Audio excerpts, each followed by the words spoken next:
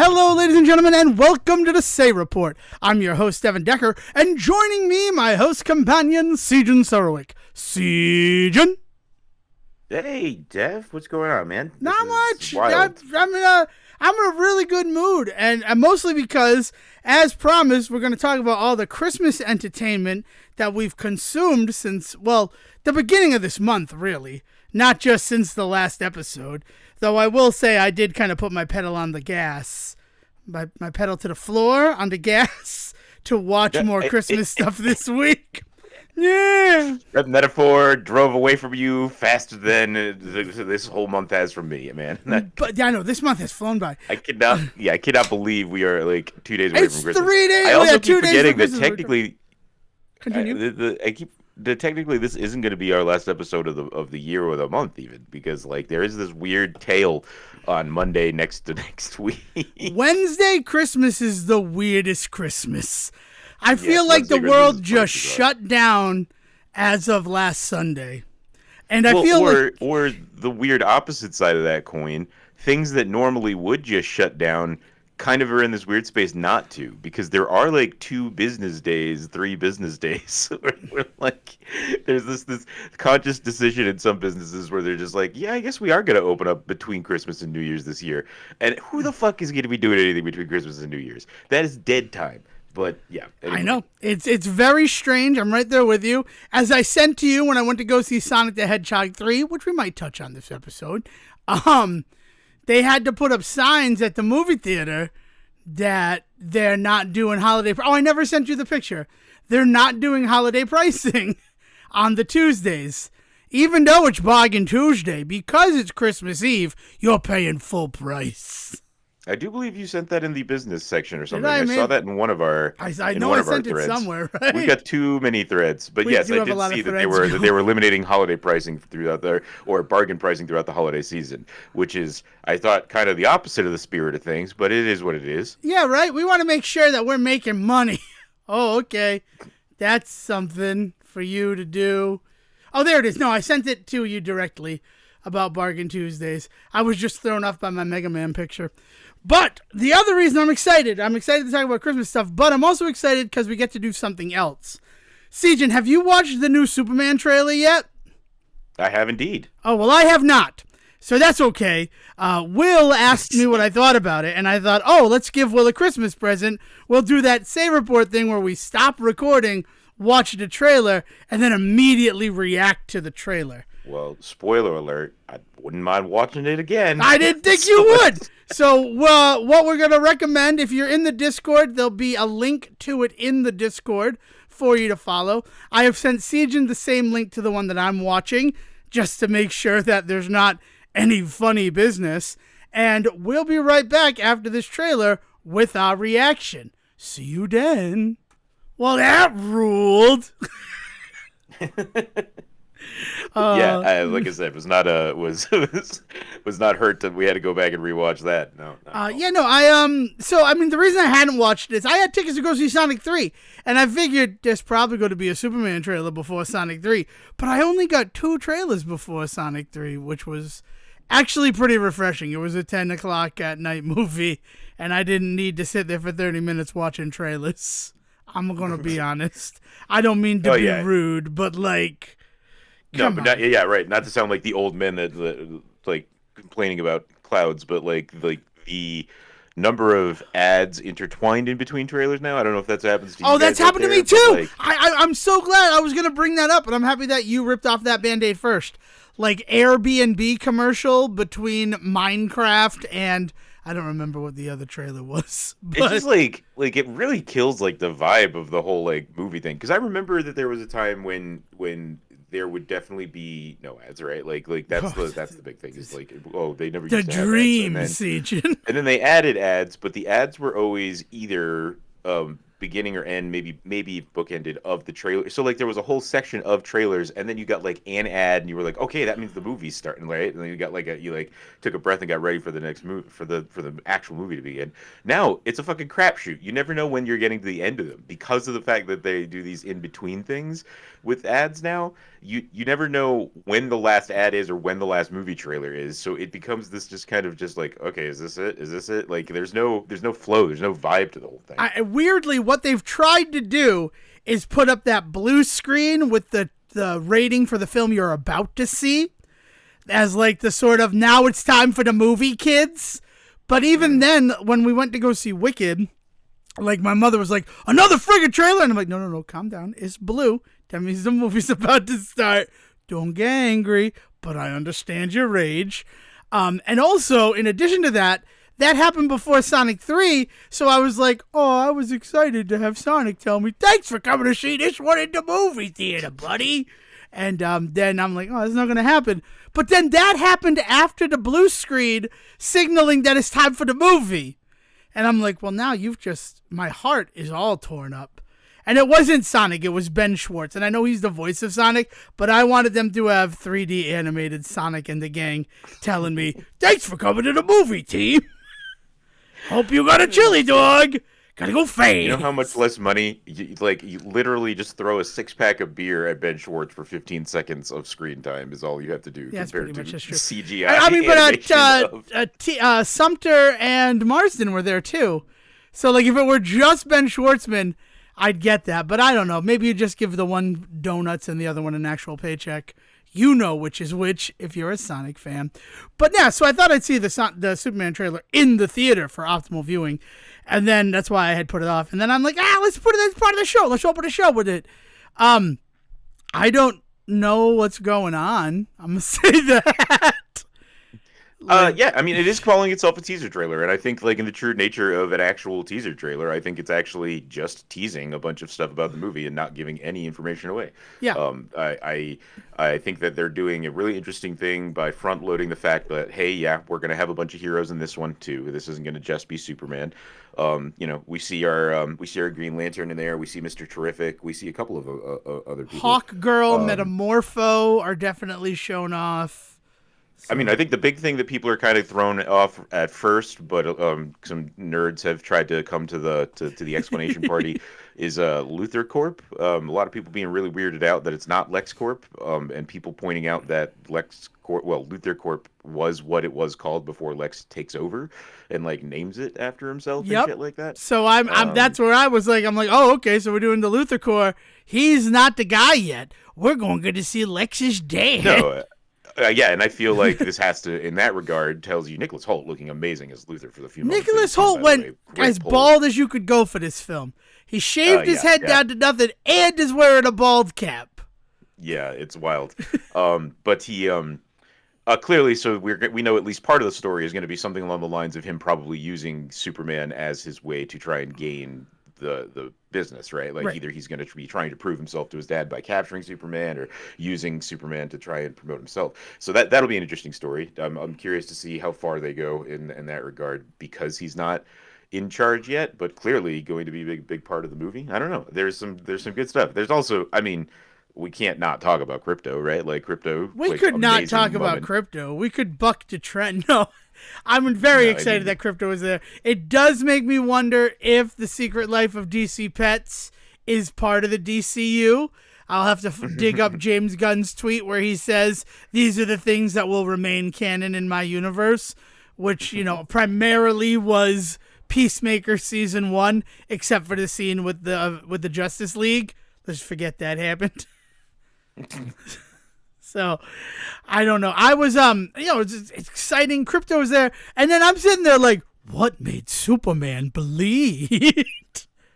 As a old school really Superman fan. Also, no Mama Kent, but we do see a Papa Kent. So I don't know if they're going to do some changing up and some story in that regard. Yeah, that'd be crazy. And I love Papa Kent. I don't know who he is, but I love his folksy wit and charm based on his silhouette and wispy beard. Well, okay, and so like I think we're gonna get down to something here that I think is really interesting in bringing in James Gunn. We haven't really had the conversation, at least I have not heard people having the conversation about stylistically the choice to bring him in until this trailer dropped. I will say now that the trailer has dropped, I've heard a lot of people commenting on, "Oh my God, it's so colorful." Oh my God, like and like you just mentioned, like the silhouettes of characters being more than enough to kind of give you this impression. I mean, that shot of Mr. Terrific when he's standing there in whatever force field situation is Yeah, going on yeah. just looks badass. Like I'm super excited. And then the fucking goofy ass silhouette of Guy Gardner, our beloved Nathan Fillion coming in as Guy Your Gardner, the beloved Green Nathan Lantern, Fillion. I like the with guy, but I wouldn't say I love him. no, there's I think there's a big enough fan base that I'd feel okay in saying that was the royal we. Oh, okay. Um, Fair argument there. like but like the idea that I mean like, it's a James Gunn movie, so there's always that question as if he's going to be there and who's he going to be, right? And then there on top of that, like he has played Green Lanterns in the past and been phenomenal. He has ties to the DC universe in that regard, so like it's just awesome to see him actually get to be in these and to make him the goofiest Green Gardener, like I'm sorry, Guy Gardner is just he is just the dumbest. It looks like Green he's wearing a Lantern nose to be, prosthetic and to has make the his dumbest nose look. look He big has and the dumbest flat. motivations. Yeah. And so to make that the one that they're going with, actually, I'm very excited about. Yeah. No, I'm excited about pretty much everything I saw there. Crypto dragging me home. I mean, it kind of mirrored what Gunn did on this week's Creature Commandos. I want to be I'd probably not the first person to say it, but I feel it should be said that, like, screw you, James Gunn, you knew what you were doing. Having Weasel dragging that poor girl around the burning school. Spoilers if you haven't seen it, but, like, is one of the first shots of the episode, too. So, yeah. Are you caught up with your Creature Commandos, Siege? Not caught up. I have been watching, but I did not watch this week's episode. So I'm happy to hear that it seems to focus around Weasel. Oh yeah, it's a good one. It's a heck of an episode. Made me sad and cry, kind of like the GI Robot one. But we'll wait to talk about Creature Commandos once you've done the 4 episodes. But I'm here for the rest of the ride. I'll say that much. But no, Superman. I mean, it is a teaser, and because it's a teaser, there's not much more we can say. I'm excited at what is on display, and it has just given me a bunch of questions and a bunch of false answers to those questions that I'm applying based on my knowledge of the franchise, of the character, and everything else about James Gunn and the DCU. So there we go. Any other Superman thoughts from you before we transition into Christmas time? I mean, the last thing I will say is that Superman movies are dangerous for filmmakers, and so there's a ballsy move making Superman the first movie you're going to do. I think that there's so much potential for Superman movies, and people always talk about how hard it is to make Superman movies because of the whole like the Superman problem. We talk about that exact conundrum all the here on time. the show all the time. Yeah. When you have a hero that can do anything, how do you stop him? How do you create fun conflict to watch? So I'm excited to see what Gunn brings to the table in that regard, because I do believe that there are good Superman stories out there. It's just a shame that not every one of them can hit like that. So we'll see if this one's a hit or not. But so far, I mean, I feel like he has a good feel for what he wants this world to be, and I think that's the first good step. Is that it's not somebody trying to make it look like it certainly doesn't look like a Marvel movie to me right now. From not some at of the all. stuff that I've seen. In fact, in some of the attitude. It was really bold, in my opinion, to be like, director of the Guardians of the Galaxy trilogy. Like, oh, you guys, that was bold. And then it paid off. It doesn't have, like, the almost sickening pastels of a Marvel universe. And pastels is wrong. But, like, the world looked real. That's what I'm gonna say. Not nearly so plasticky and grimy. Like, I think that's, especially if you're talking about the Guardians of the Galaxy movies specifically. But I mean, I think even some of the later Thors got into that look and stuff. It's why they tie him to Guardians so much, I think. But like, you get that like plasticky, grimy look of things around, and it's their attempt at making things look more real, which is great. But we've seen it so many times now that it's lost that ability, right? Yeah. So to see a superhero movie now that looks like it does take place like they just walk into a regular bank at that moment when Superman is like getting pelted with trash. Also, a wild moment is that somehow the crowd is against Superman for a little bit. I'm sure that that's going to tie into whatever Lex is up to and things like that. I'm excited to see it. I am not a Superman fan. I think that that's the other thing, is that's the other side of this whole bit at the end here, is that I, as somebody that is not like a huge Superman fan, I do know there are good Superman stories, and so I'm hoping this is one of them, because it's really easy to lose me if it's not. And that's fair. I mean, I'm a fan of all things, so like the Superman, he's just another thing that I enjoy every so often, but I don't think I'd ever call myself a Superman fan. That's why Sejan and I talking about the trailer on the show these past 15 minutes is a gift for Will, because he's the Superman fan in our little group of friends. He's got a tattoo of the emblem, and he's always the person I talk to first about Superman stuff. So, happy Christmas, Will! We talked about the Superman trailer. If you have further questions, you can follow up with us. Yeah. But no, that's my thoughts there. Yeah, no. I'm taking off July 11th. I know that much. I will want to see it in theaters, depending on what the world is like at the time. All right, Sejan. So let's talk some Christmas movies, huh? Because Frosty happened, and you know, I finally watched it. You finally got to watch Red 1, I think 3 times. So it's like a Red 3 for you. I'm not sure. That was confusing what you said last week. No. I was watching it for the first time after we were ending our recording. I went off with some friends to go watch it. Then after that, had family wanted to watch it, and so yes, I've seen it multiple times at this point. I'm very happy to hear it. The whole family has now seen it. And let's start there, because it was only in theaters for 27 days before it came to streaming, which is still just banana pants to me. I mean, I know that like our very special episode that's coming up on Thursday after Christmas, it's so weird that we're recording an episode that's releasing the week of Christmas, and then we have another one the week of Christmas. Seriously, Wednesday Christmas is weird. But like, it's on Surviving Christmas, and the reason why we did that is because everybody lost their minds. They're like, only 9 weeks and it's already on DVD. Now, like, granted, Red 1 is not already on DVD. Honestly, I don't know if Red 1 will ever have a physical release by the nature of it being an Amazon, like, original film. In fact, I think I want to check that out real quick. If you want to talk, I don't think it's ever gonna get any type of like nice package release. You know, like what's the cardboard sleeve release or anything? It'll probably, if it ever does. I don't know, maybe. I don't know. I'm trying to think. What's like another big direct to Amazon movie? Hotel Transylvania 4 is out, but only in a like multi-pack. So I'm trying to think of something that's like not franchise, or it will be franchise. What's that one with Chris? Did the Lord of the Rings show come out physically? Oh, that's they just did. Lord of the Rings. Looking if it's got it.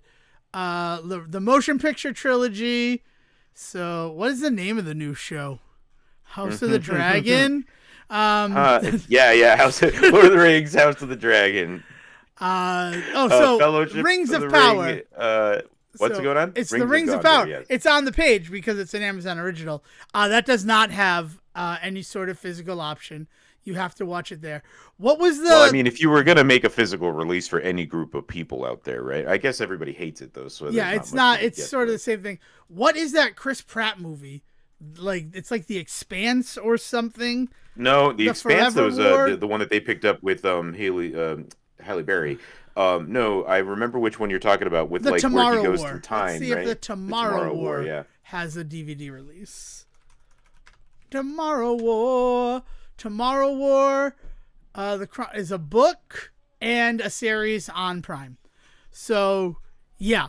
I don't know if it will ever have a DVD release, Red 1, based on the sample size of, like, pretty popular TV show that is, as CJ pointed out, a fan base who wants their physical media after the Lord of the Rings extended trilogies and all that. They've proven that.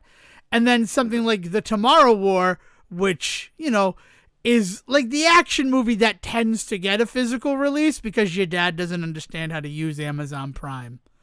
But my spy got one. My Spy seems like it's a good one for My Spy. I'll search My Spy because you're well, right. because the big thing about something like My Spy and My Spy they has a also Blu-ray. But it's yeah, only in Belgium. It's a region ABC import from Belgium, Denmark. wild. So it looks like it's got PAL releases, but I am not seeing a US release. That there's another side. That's of a this whole thing, other right? side of this thing that Yeah. Region A Blu-ray, Hong Kong version, Chinese subtitle. Region 4 I mean, import if they're not putting Australia. movies like if they're not putting like movies like My Spy out there on DVD, because like that's cotton, like that's candy on the shelves, right? Like that's for somebody where you just need a $10 movie because it's movie night for your kid. This is what happens with these films. This is how they have such long like shelf lives, and how people end up coming around on them, and also how they end up kind of banking their money really in the long run with some of these movies is when they don't do well. So like back to Red One, when they don't do well in a movie theater, I'm surprised you don't see a physical release sitting there on the shelf to get people to just at least like, it's a Christmas movie for Christmas, right? Like it's weird to me that that's not like part of the math. Yeah. So Hotel Transylvania is the only example that I can see. It has DVD and Blu-ray releases. The Blu-ray also comes with a digital copy, which is hilarious to me. And yeah, my guess is that probably has to do with the fact that it was originally planned to have a theatrical release and then got shuttered over to Amazon Originals, as so many things do with Netflix regarding like international shows and versions. Mm-hmm. So there may have already been even something in the contract about DVD or Blu-ray sales, and rather than like deal with another Scarlett Johansson situation in the Black Widow, they're like, yeah, we'll just do DVD and Blu-ray, but we won't do a large run. So They didn't even put a physical release out, from what I can tell, for the Borat sequel that was like super successful subsequent movie film, which was an Amazon original as well. And I mean, like that came like the first Borat, like that was in everybody's fucking house after that movie came up. Like parents to friends, like when we were in college, every dorm room had everybody had a copy of that movie. To not put a physical release out of the sequel to that movie is insane to me. And people are looking for it. It is a search DVD Blu-ray on Amazon, but nope, it's not there. Wow. That is crazy. So I don't know. Red One. It's a movie. I was a big fan of it. I don't know, Sejan, how did you feel about your time with Red One? So Red One is definitely not a perfect film, right? Like I think that I don't want to fall into the trap of, because everybody else was like shitting all over it, we have to fall in love with it. I don't think and I think that that's not fair to the movie, because of the fact that there is so much fun, good stuff in it. But if I tell you go and see it, despite what you've heard, I feel like now people hear, oh, then it's actually really good. There's no. It is a Christmas movie through and through in terms of the level of quality. In fact, it's there's two different tiers of Christmas movies, right? Because you have your Christmas movies like the Hallmark movies and all that stuff, and it's not that. It's more in line with like your Christmas movies like the Santa Clauses and things like that, where it's like this is clearly studio made. There's clearly a studio money behind it. People are having a fun time. Jingle All the Way, right? Like these kinds of movies that people think of as holiday classics, but I think we can all admit are not well-made films, are not perfect films. There's wild shit that happens in them. We forgive these movies as much as we do the Hallmark nonsense because of the fact that they are Christmas themed, right? And I think with that in mind, I don't know how anybody could watch this movie and not have a good fucking time. It is a blast of a film. It has some really, really cool like Santa lore, which is always fun when they get into that kind of shit, right? Like not necessarily Santa lore like this is the true lore that the world should accept, but rather just like it builds its own world really well and like sticks to it, and like it's great. And then on top of all of that, like there's also just some really fun action sequences. Not enough. If I had one complaint about this entire thing, is I thought it was going to be much more of an action movie than it ends up being. But there's a few couple of good moments. Yeah, I mean it's good for a Christmas movie. Feels like it, but I think it's a little bit better than just good for a Christmas movie. But I love Santa lore. So like the Santa lore and the stuff that they bury through and like combine together to tell the story is very interesting. What I didn't like about Red One, and this is going to maybe sound crazy, is the fact that like it feels like a Men in Black movie. And that's No, it definitely has that vibe. I think purposefully so. I oh think yeah, they wear that with a definitely. badge of honor. Yeah, but to me, I'm like, but I don't feel like they went far enough with it. Like, there's that one little Mm-hmm. fun Mm-hmm. thing with the mystic board, where like we have to protect Santa, and we got the headless horseman. First of all, why would the headless horseman give a shit about kidnapping Santa Claus? I don't He's mean to just be rude, but No, like, no. The joke is just that he's one of the usual suspects. You bring him in because he might not be the one, but he might know something. It's the same reason you bring in the guy that just sells shit watches on the side of the street when somebody got murdered nearby. You don't think he committed the murder. You just think maybe he might know somebody that knows something. all right, that's a good point. Thank you, CJ. You made me feel better about everything. Yeah, no, that was it. And then I have a real issue with. I mean, should I say her name? I'm a little afraid to say her name here, Sejin. But like Grila's powers and the fact that like, because there's that one time where he refers to her as just Gree, and she hears it, and I'm like, bull fucking shit, bullshit. If you got a name that's got like the power where if anyone says your name, you hear it and you can instantly locate where they're talking about you, they have to say your full name. You don't get to be like, oh, but like my nickname's Gree. And I Well, hear I that I thought it too. was more. Well, I kind of so when they introduced this concept and they introduced this pretty early on with her is that if you say her name anywhere in the world, she will be able to hear you and also know your location. Not just hear that you're talking about you, but then know where in the world you are. So there's this whole element to that works really nicely with the entire concept of naughty and nice that we get with Santa that is also reinforced in this movie. This idea that he has this ability to know these things instantly about people as he sees them and stuff. He has a constant vigilant idea of where everybody is and what they're doing at all moments. So to me, it's not that she's not listening, not listening, not listening. Suddenly her name gets said and she gets like a portal to wherever the fuck you are. I think she is always listening to everything that everyone in the world is saying. So yeah, I do think accidentally saying the first syllable of her name might get some attention from her, especially at this moment when she's out listening for it, right? Okay, So okay. like So then it I have worked a for me. question for you. Let's say you and me, we gotta hunt her down, right? We come up with a code name for her that she's Hmm. unaware of the code name, right?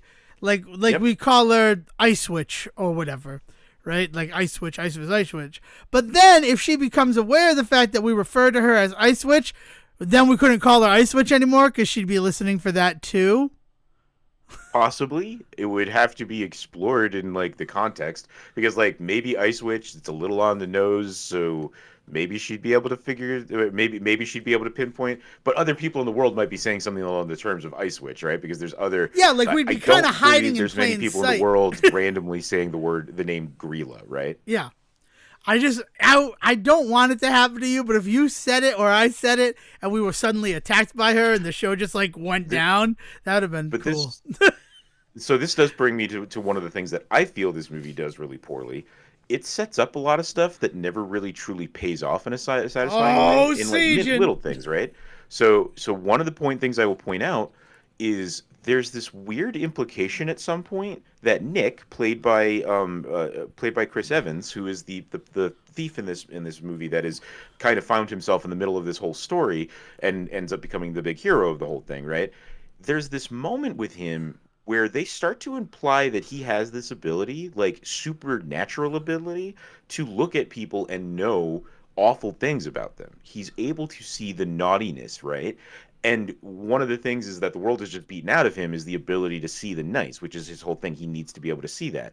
But when I say that it's like a supernatural ability, they like show him just like randomly show it off, like point at people randomly and say this person's done this person's done that, this person's done that, with no evidence in the moment that that's what they've done. He just seems to somehow get this from like what's been going, like what the deal is. And so I was convinced for the rest of the movie that the payoff of all of this was that he was going to end up being somehow involved in like having to maybe fly for Santa that night or something because Santa would be too sick or something. Like I was expecting him to have to step in some way once we got to the kind of the more conclusion of this movie, as a more higher figure in the chain, as like Santa or something, not that I felt that like Santa was going to die or something like that, but there were these implications that maybe Santa wasn't going to be able to be the one to make the run or something. And it never comes up. Never comes like to that. It's never brought up. It's never noticed. It's just like he clearly has a superpower that is just unaddressed. Well, and that feels like a lot of this movie feels like, God, we've been talking about wasted potential. I cannot think of a recording where like the wasted potential has not come up in something that we've watched later. And this film feels like they had a lot of storylines at the start of it, and then they're like, well, we set that up, but we don't need to follow that necessarily. Because I was pretty much convinced that his father was going to be somebody significant, or like that the whole dead dad part of it would have more meaning there, and it just kind of didn't. Like, I'm like... Well... And then they sold this movie on a whole bunch of wild stuff, like Garcia, the polar bear, right? Yeah. Who ends up only being in like 10 minutes of this movie. Like, there were posters of that motherfucker around telling me to come and see this movie out, and he is a non-character. He has a couple of funny moments in the beginning, but he basically disappears after the first 15 minutes of this film, not even being in the first 15 minutes of the entirety of the first 15 minutes of this film. He shows up, he disappears, comes back for one more scene at the end, and I was just like, man, I thought this guy was supposed to be like the it guy. I thought he was supposed to be like The Rock's buddy this whole time. I mean, they're clearly friends, but like not like ever spend time with each other friends. Well, you mentioned earlier that you were getting some really weird like Men in Black vibes to it, right? And I, in like a weird way, I had kind of thought that we were going into this with the belief that they were straight up like partners. Yeah, and, and I get that. And Chris Evans was going to be this like weird like third wheel to them. Joe like, Pesci, he was going to be Joe Pesci. Yeah. They fuck you at the drive-thru. I could do this all day. I'm sorry. That just flashed in my head. It was a very good Pesci. I'm pretty good. I got a pretty solid Pesci. But yeah, so it is all these things that like they do sell on, and like Krampus, that whole sequence, all of the monster designs and practical effects are awesome. But like it's like a flash in the pan. Yeah, I mean it's wild because it's there and it's there for a good like 20 minutes, but they never do anything more. Like, I really liked, like, when they first landed and on the bridge, there were these things that looked like stone gargoyles, but they wait a moment, and then suddenly one of them moves, right? And it's this reveal that they're like watchdogs. And that was like, ooh, that was good and creepy and wild. And then the next shot of them going up, and there's the big statue with the gold at the bottom of it, and it's obviously a trap and all that stuff. Really good stuff. But then they get inside and talk to Krampus, and it just turns into a talking head scene for 20 minutes. They just talk to each other for 20 minutes and then leave. And there's supposed to be this jokey bit about the game that they play and stuff. And it's not that there's not like funny stuff that happens in that scene, but in terms of the magic, in terms of like the cool fantasy element of it, like you're saying, it's a flash in the pan. It's there as set dressing. And there's a couple of cool moments where you think it's going to like things are about to get like real wild. And then it doesn't do anything. They go back to the real world. Well, that was fun going to Narnia for 5 minutes. I'm glad we didn't bring the camera crew with us. Kind of seems like it would have been a waste for us just to talk to Aslan and leave. Yeah, that's what. And then, like, the last thing to talk about for everyone on my end is the fact that The Rock is just Ant-Man, right? The Rock is just Ant-Man. Well, there's an Ant-Man element for sure, but there's some very big limitations. It seems that he has two sizes, right? Because there was a moment later in the movie in which Grilla makes herself quite large, and all I was thinking was, oh, we're gonna get to see giant Rock, right? Like, no, it didn't happen. He did not go super big like I was expecting him to. But then I thought about it. I was like, well, of course he doesn't, because he's only shown that he can either be quote unquote elf sized, I guess is the best way to put it, which is like tiny Rock, but he's not like miniature to the point where he can't be seen. Like he is like when you think about Santa's elves, like that is the size he becomes, but then he's able to then become normal human size again. And so like there's this like back and forth that he can do, but it's nothing like Ant-Man in like a greater scheme. But no, that's why he's Ant-Man and he's not Ant-Man and the Wasp. Because in Ant-Man, he can make things smaller and go to, like, normal size. I mean, he can also go to, like, subatomic size, but we don't need to talk about Ant-Man anymore. But, like, he can make things bigger, but I don't think he could make himself bigger. Like, I never felt that way. Does Scott go big in the first movie? No, right? It's all No, not until little, Civil War. right? Yeah. Civil War is when he's revealed. Yeah. Giant Man is revealed in Civil War. Yep. Yeah. All right. So yeah, so it's I don't know. I liked that part of it. I like that all toy stores are connected via the back room bathroom. That feels a little stolen from some of the Devin Decker books and logics and like connected travel systems. And since Santa Claus is someone I write lore about all the time, I mean I wonder if it's cross pollinated a little bit in the world. I think that a really good example of dumb humor, right? Again, not top notch, like this is going to be the best comedy ever written, but this works for me and is a fun time. I think that this movie has a lot of really good moments like that, but one of them is the ongoing bit about what happens with toys when he uses his like Ambiginator shit on them, right? I don't know, the Christmas magic that he throws on toys to make them essentially real. Yeah. Because at first I thought he was just making things big and small, but the Hot Wheels. Hot Wheels doesn't have an engine in it.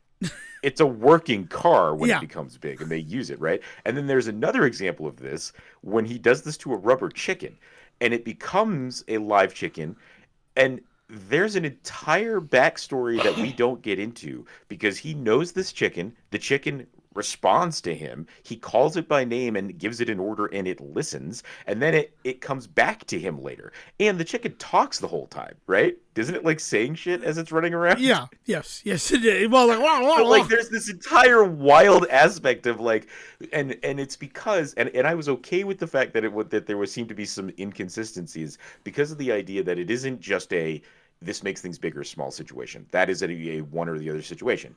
Instead, the idea that this is basically Christmas magic that he can throw around is like buck wild, but also allows for anything to happen, right? It becomes a little bit more that. And so like the ways in which they use that throughout the movie are pretty funny. So like, and it's again, stupid bit, and they only use it, a few times, but when they do, like it's just like it's eye rolling, but with like the biggest smile on my face. This movie's really good at that. And so like, yeah, it's just a shame this movie didn't get like a fair shake. I think if it had just come out streaming, I think people would be a little bit more excited about it. Or I think if it had, or they wouldn't be so excited, but they would not have been so vocal about it as they were. Like the some of the shit that people were trying to say about this movie. And again, I think we talked about this at the time. A lot of opinions for a movie that nobody went to. Yeah, that is the other big part of it, is that a lot of people had a lot of things to say about this movie, but they hadn't, I don't know. And I think you're right. If this had just been a streaming movie, I think people would be talking about it. The fact that it came out into theaters and did what it did, I'm certain that people in my life, not just you, watched Red 1 since it released on Amazon Prime, but nobody's talking about it. Like, it's like, I don't want to talk about the fact that I saw it, right? Like, I'll wait till someone else brings it up.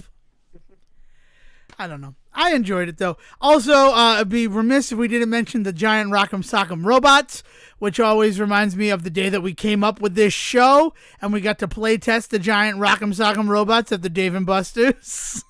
Yeah, I forgot about that. So that was fun. And now I'm just a little sad that when Grilla became her giant troll ogre form, Chris Evans didn't look at The Rock and be like, aren't you gonna like make yourself bigger? And he's like, no, I'm not Ant-Man. Like, but lean into it. I wish we leaned into the jokes sometimes. Yeah. Like that I don't know. I just watched something that was like, the season finale of, the fall finale of Elsbeth, was them on the set of a cop procedural, and they just had a blast with that. And I like that type of joke, and it's not bad. Sonic 3 also has an incredible lean into the skid joke that, like, I don't care that it was the easiest joke in the room. I'm glad they made it. Sonic 3 was really good, Siegen. I just have to be honest with you. But I've heard nothing but good things. Everybody at work was gushing about it too. I think this might be a Sonic Christmas for Siegen. I think we might just do all three, and I don't know if I'll convince them to, but I think I'm also going to do if I do the three movies, I'm going to do the Knuckles TV show. The Knuckles TV show is so good. I love it. Absolutely love it. Because as insane as the Sonic the Hedgehog movies are, they're just like, we can be even crazier. and we have Well, let's see. 6 episodes Let to me do make it. this a Sonic Christmas, and then maybe our last episode of the year, we could just do a big old like Sonic conversation because I don't think we've ever even really talked about the other two, right? I mean, we've obviously mentioned that they've come out Well, and I like mean, joked about them and you stuff, can make but it a we've never Sonic really. Christmas, but our next episode is Ninja-tivity. 3 ninjas kick back. So we could do our first episode for 2025 is about Sonic. Then that gives Okay. people time to see it too. Because, oh wait, no, Mufasa is not taking people away from Sonic 3. In fact, it seems to be going the other way.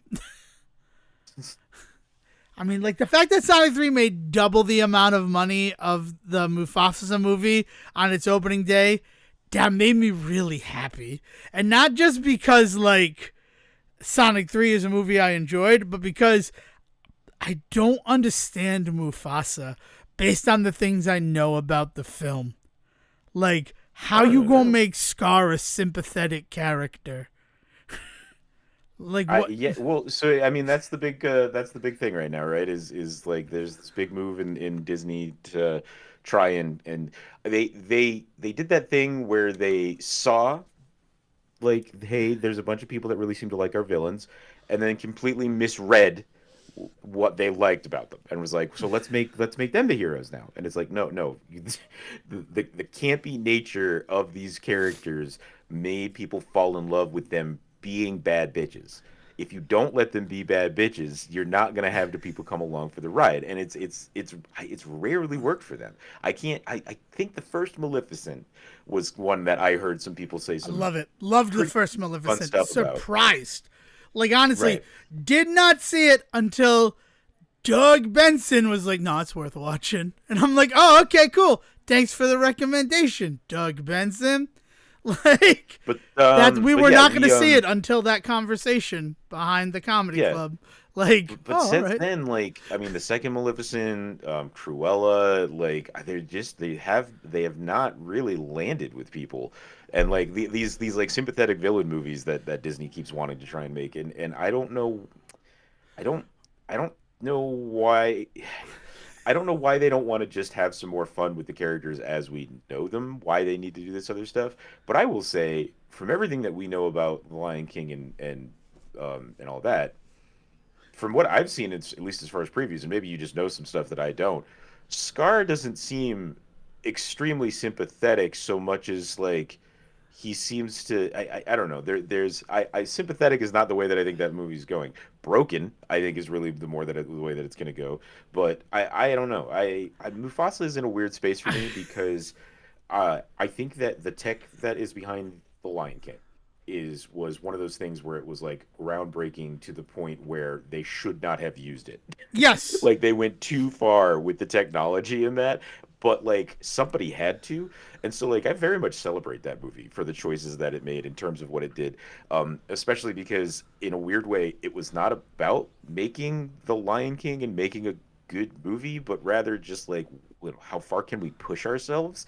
And like people just aren't doing that with movies nowadays, right? Like Well, and that's like that's a really good point you make about it because the Lion King live action, huge air quotes around that remake, was not interested in modifying the story at all. It is a remake in the purest sense of the word. So the fact that they weren't trying to like move mountains with it, but really just recreate it, but with newer technology, really speaks to what you're talking about.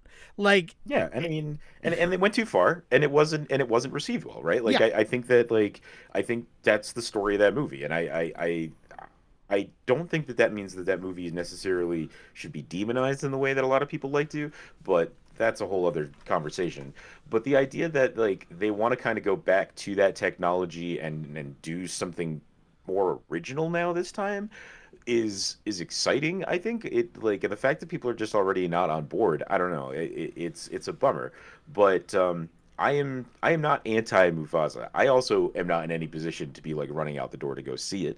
And like this is where movie makers are now, right? Is it's like they need to be able to convince people to actually go and see like their films, and nobody's doing seems to be doing a good job of that at the moment. I don't know where the disconnect is, but nobody seems to really be doing a good job of telling people go out and see this thing, unless the fans are behind it, right? Like Wicked, right? Like Right. Wicked, we saw get a huge amount of hype, but I'll be honest, I heard more from people in my life and more from people online not associated with the movie being like, we need to support this movie so that it doesn't become a flop like everything else, than I ever did from any marketing. I didn't see a real preview for Wicked unless I went looking for it.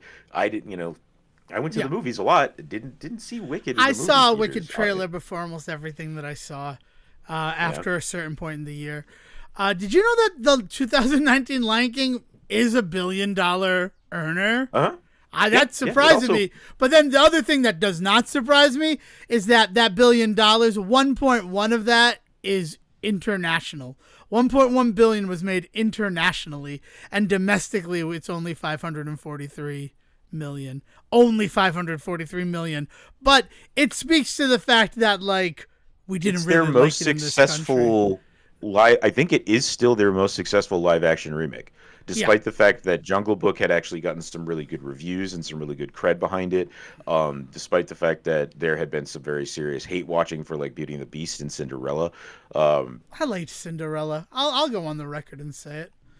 Yeah, but there was definitely a strong vibe of people going to see those movies just to be shitty about them. But I do think to this day, I do think the Lion King. That's the other reason why people are like, why are they making Mufasa? Why are they making Mufasa? And it's because $1 billion. when they made the first one, it made $1 billion, and like that was with people shitting on it. So like, why would you not go back to that well? Yeah, right. I mean, I guess for me, talking about Mufasa, as I've only ever seen trailers, it seems like Mufasa is in a bit of a Tom Hagen situation. Like, he's adopted by Scar's family, and then somehow he becomes king over the blood heir.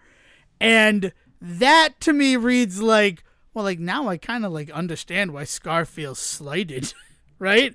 I brought my friend home to live with me. There is no other pride. Yeah, right? I don't think that there is like another pride. I think Scar and him are both like orphaned and out in the world. I don't think that there's a. I don't know. I clearly you've seen more than I have. So yeah. like, So that's like, that's the part of the marketing where I'm like, I wonder how I would feel if I were the rightful heir to my father's throne. And then it's like, no, but your adopted friend, he's going to be the king. So, like, they have to tell some compelling reason behind that. But also, not that it justifies the actions of Scar. I still, like, fuck you for killing Mufasa, your brother. But, like, I understand why he would feel slighted. And then there's also, The Lion King is such a fucked up franchise, if we're just going to be honest about it. Because... The Lion King 2 Simba's Pride reveals that while Scar was all pissed off that he wasn't the king of the jungle, he had his own pride and his own like group of lionesses that he was, creating children with, propagating. Yeah, that's where Kylo Ren comes from there. What's his name? That's where he comes from, right? What? Kyoko is what's what is his name? It is something like that. It is almost like Kyoko. It's not Kyoko. That's River City Girls. Lion King 2. Yeah, because it's Simba's daughter and whoever's playing his son, which is Kovu, voiced by Jason Marsden. Yeah. Yes. Yeah. Yeah. So you learn this entire thing about how there's been this whole other pride that Scar was already in charge of. Then you get into like Lion King 1.5, where I feel like Mufasa is also going to get a little bit into that because I also, as far as I can tell, Timon and Pumbaa are in this movie. So yeah, because it seems like what the story is Timon, Pumbaa, Simba, and Rafiki are all hanging out, and Rafiki decides to tell the story of like how Mufasa became the Lion King. So they get to have this little framing device of, wait, you're telling me he was adopted? Like, I don't know if that's going to happen in the movie, but like, it seems like it's going to be MSTK like style interjections to the story based on how they've been utilized in the trailers. Again, this is all based on the trailer, because of the films I've seen this year that I will definitely not be seeing in theaters, Mufasa is the one I have seen the most television ads for. They are doing some advertising during the football games. I'm not sure why.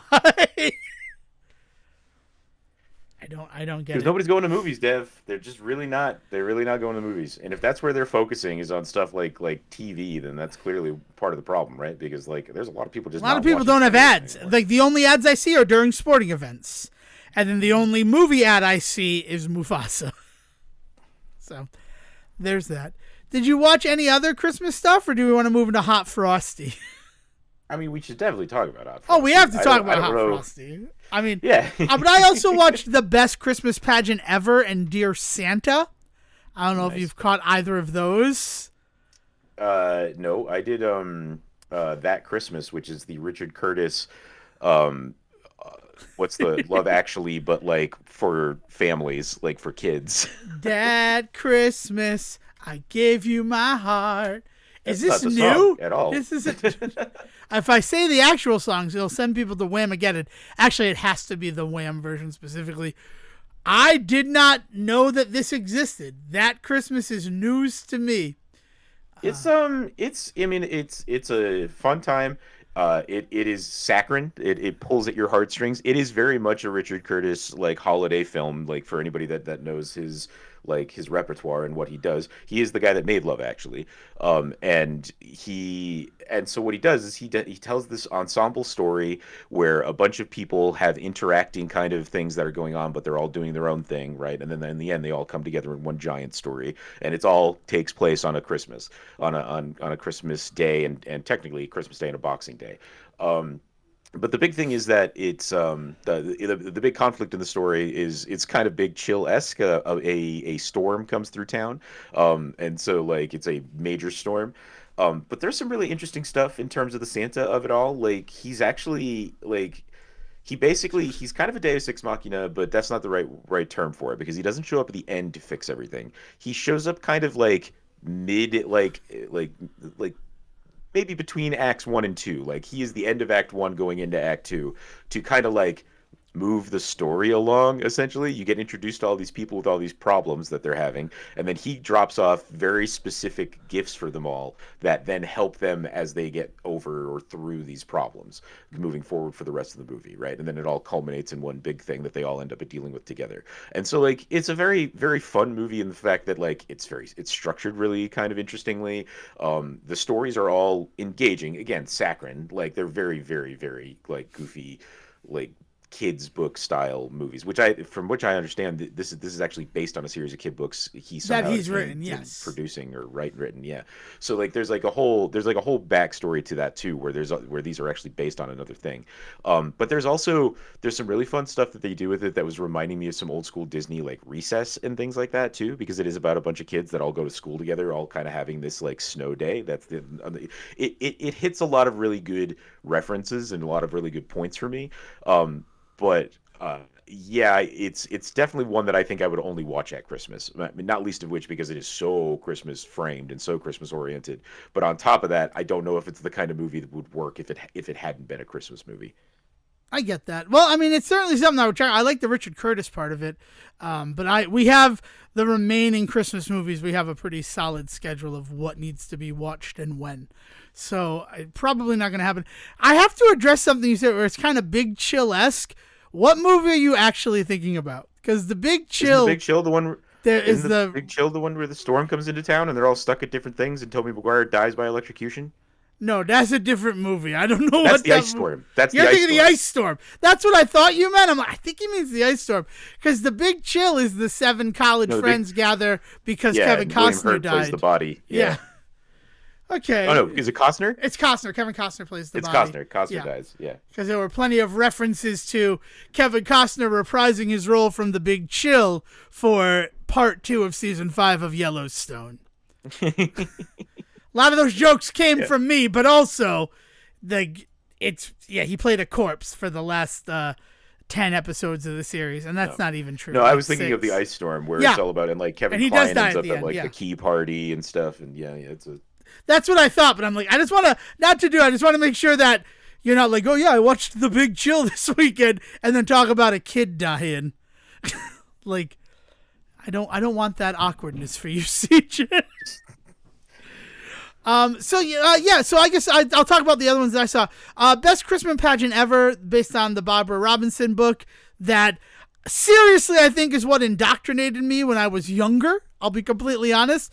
I watched this film before going to see Kraven the Hunter as like a family Christmas movie. Let's all sit down and watch this movie together. And I pretty much had tears in my eyes from beginning to end. Do you know the story of the Best Christmas Pageant Ever, Sejin?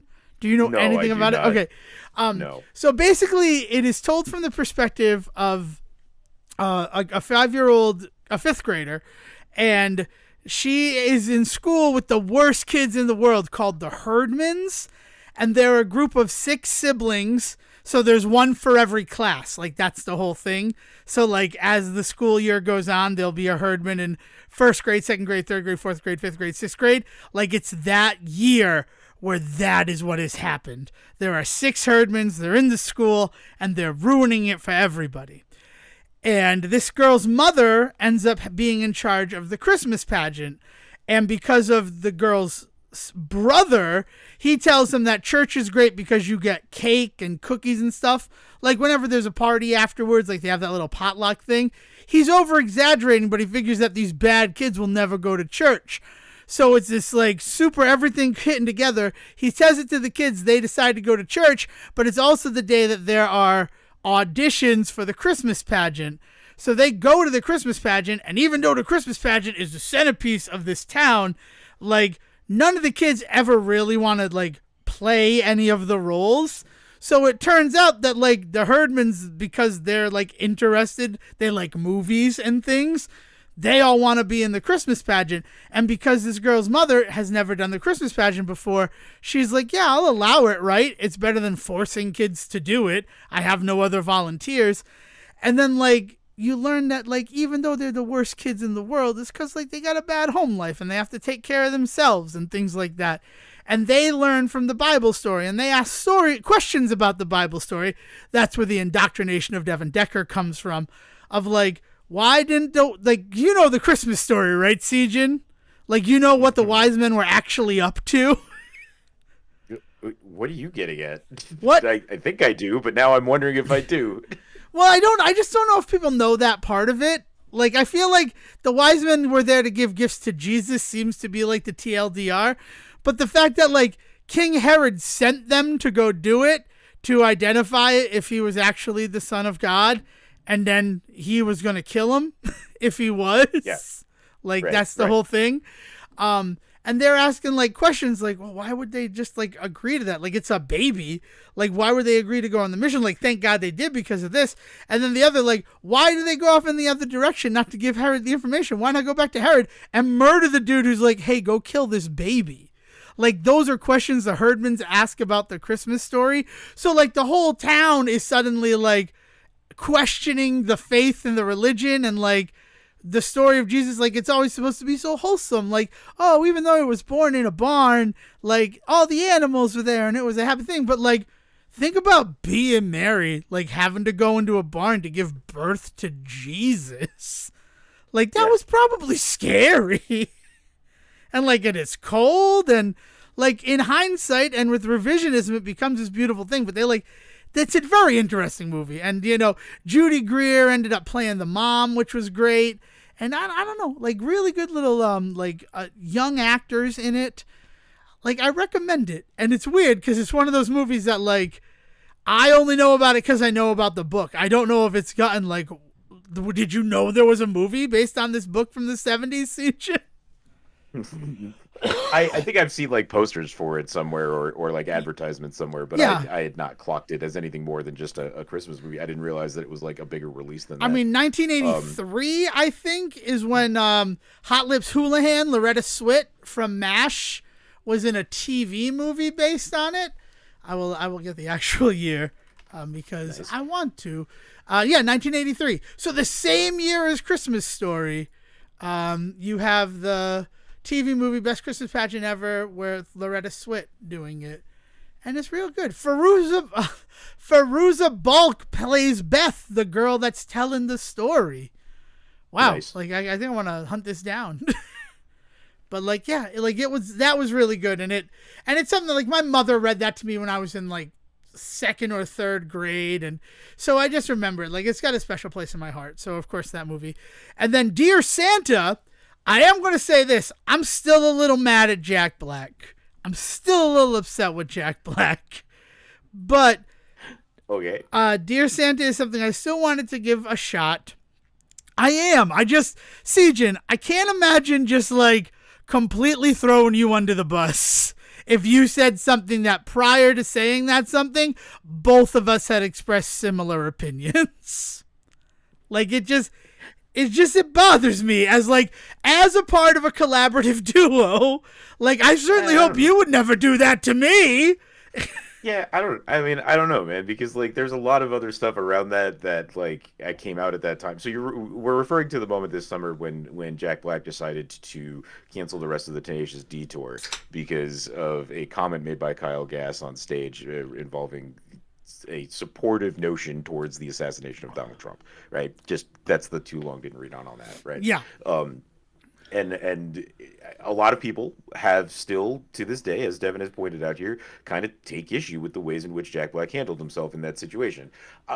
Again, there's a lot more nuance to it. There's a lot of stuff going on. He's a very politically involved, creative as both a singer and as an actor. His parents both worked in science and politics and shit like that. Like they were he is politically involved and felt that was a line that he could not allow himself to cross if he wanted to still be as politically involved as he is. He knows for a fact he has a lot of young fans. I love Kyle Gass, but I don't think his fan base extends beyond the Tenacious D fan base, right? That's true. Whereas Jack Black has an entire career as an actor that spans all ages, and there's something to be said about he's thinking about his career over his beliefs and stuff like that, but also he's never been shy about his beliefs, and political violence has never been one of them, right? Like there's a difference between him saying I don't like President Trump and him saying something more along the lines with I want this person to be hurt in some way, right? There's a world of difference in that regard. So again, more nuance than that.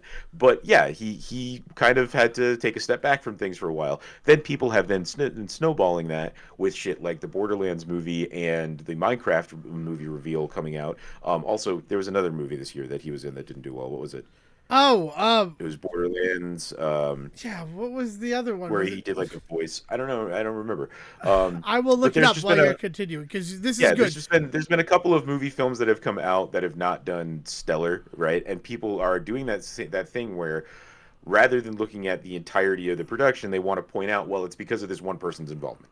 As if this one person not being involved, as if in Borderlands, if they had replaced Jack Black with somebody else, then the entire movie would have been a better experience for people. I don't think that that's true with that movie, right? But anyway, that's kind of the world that he's currently in.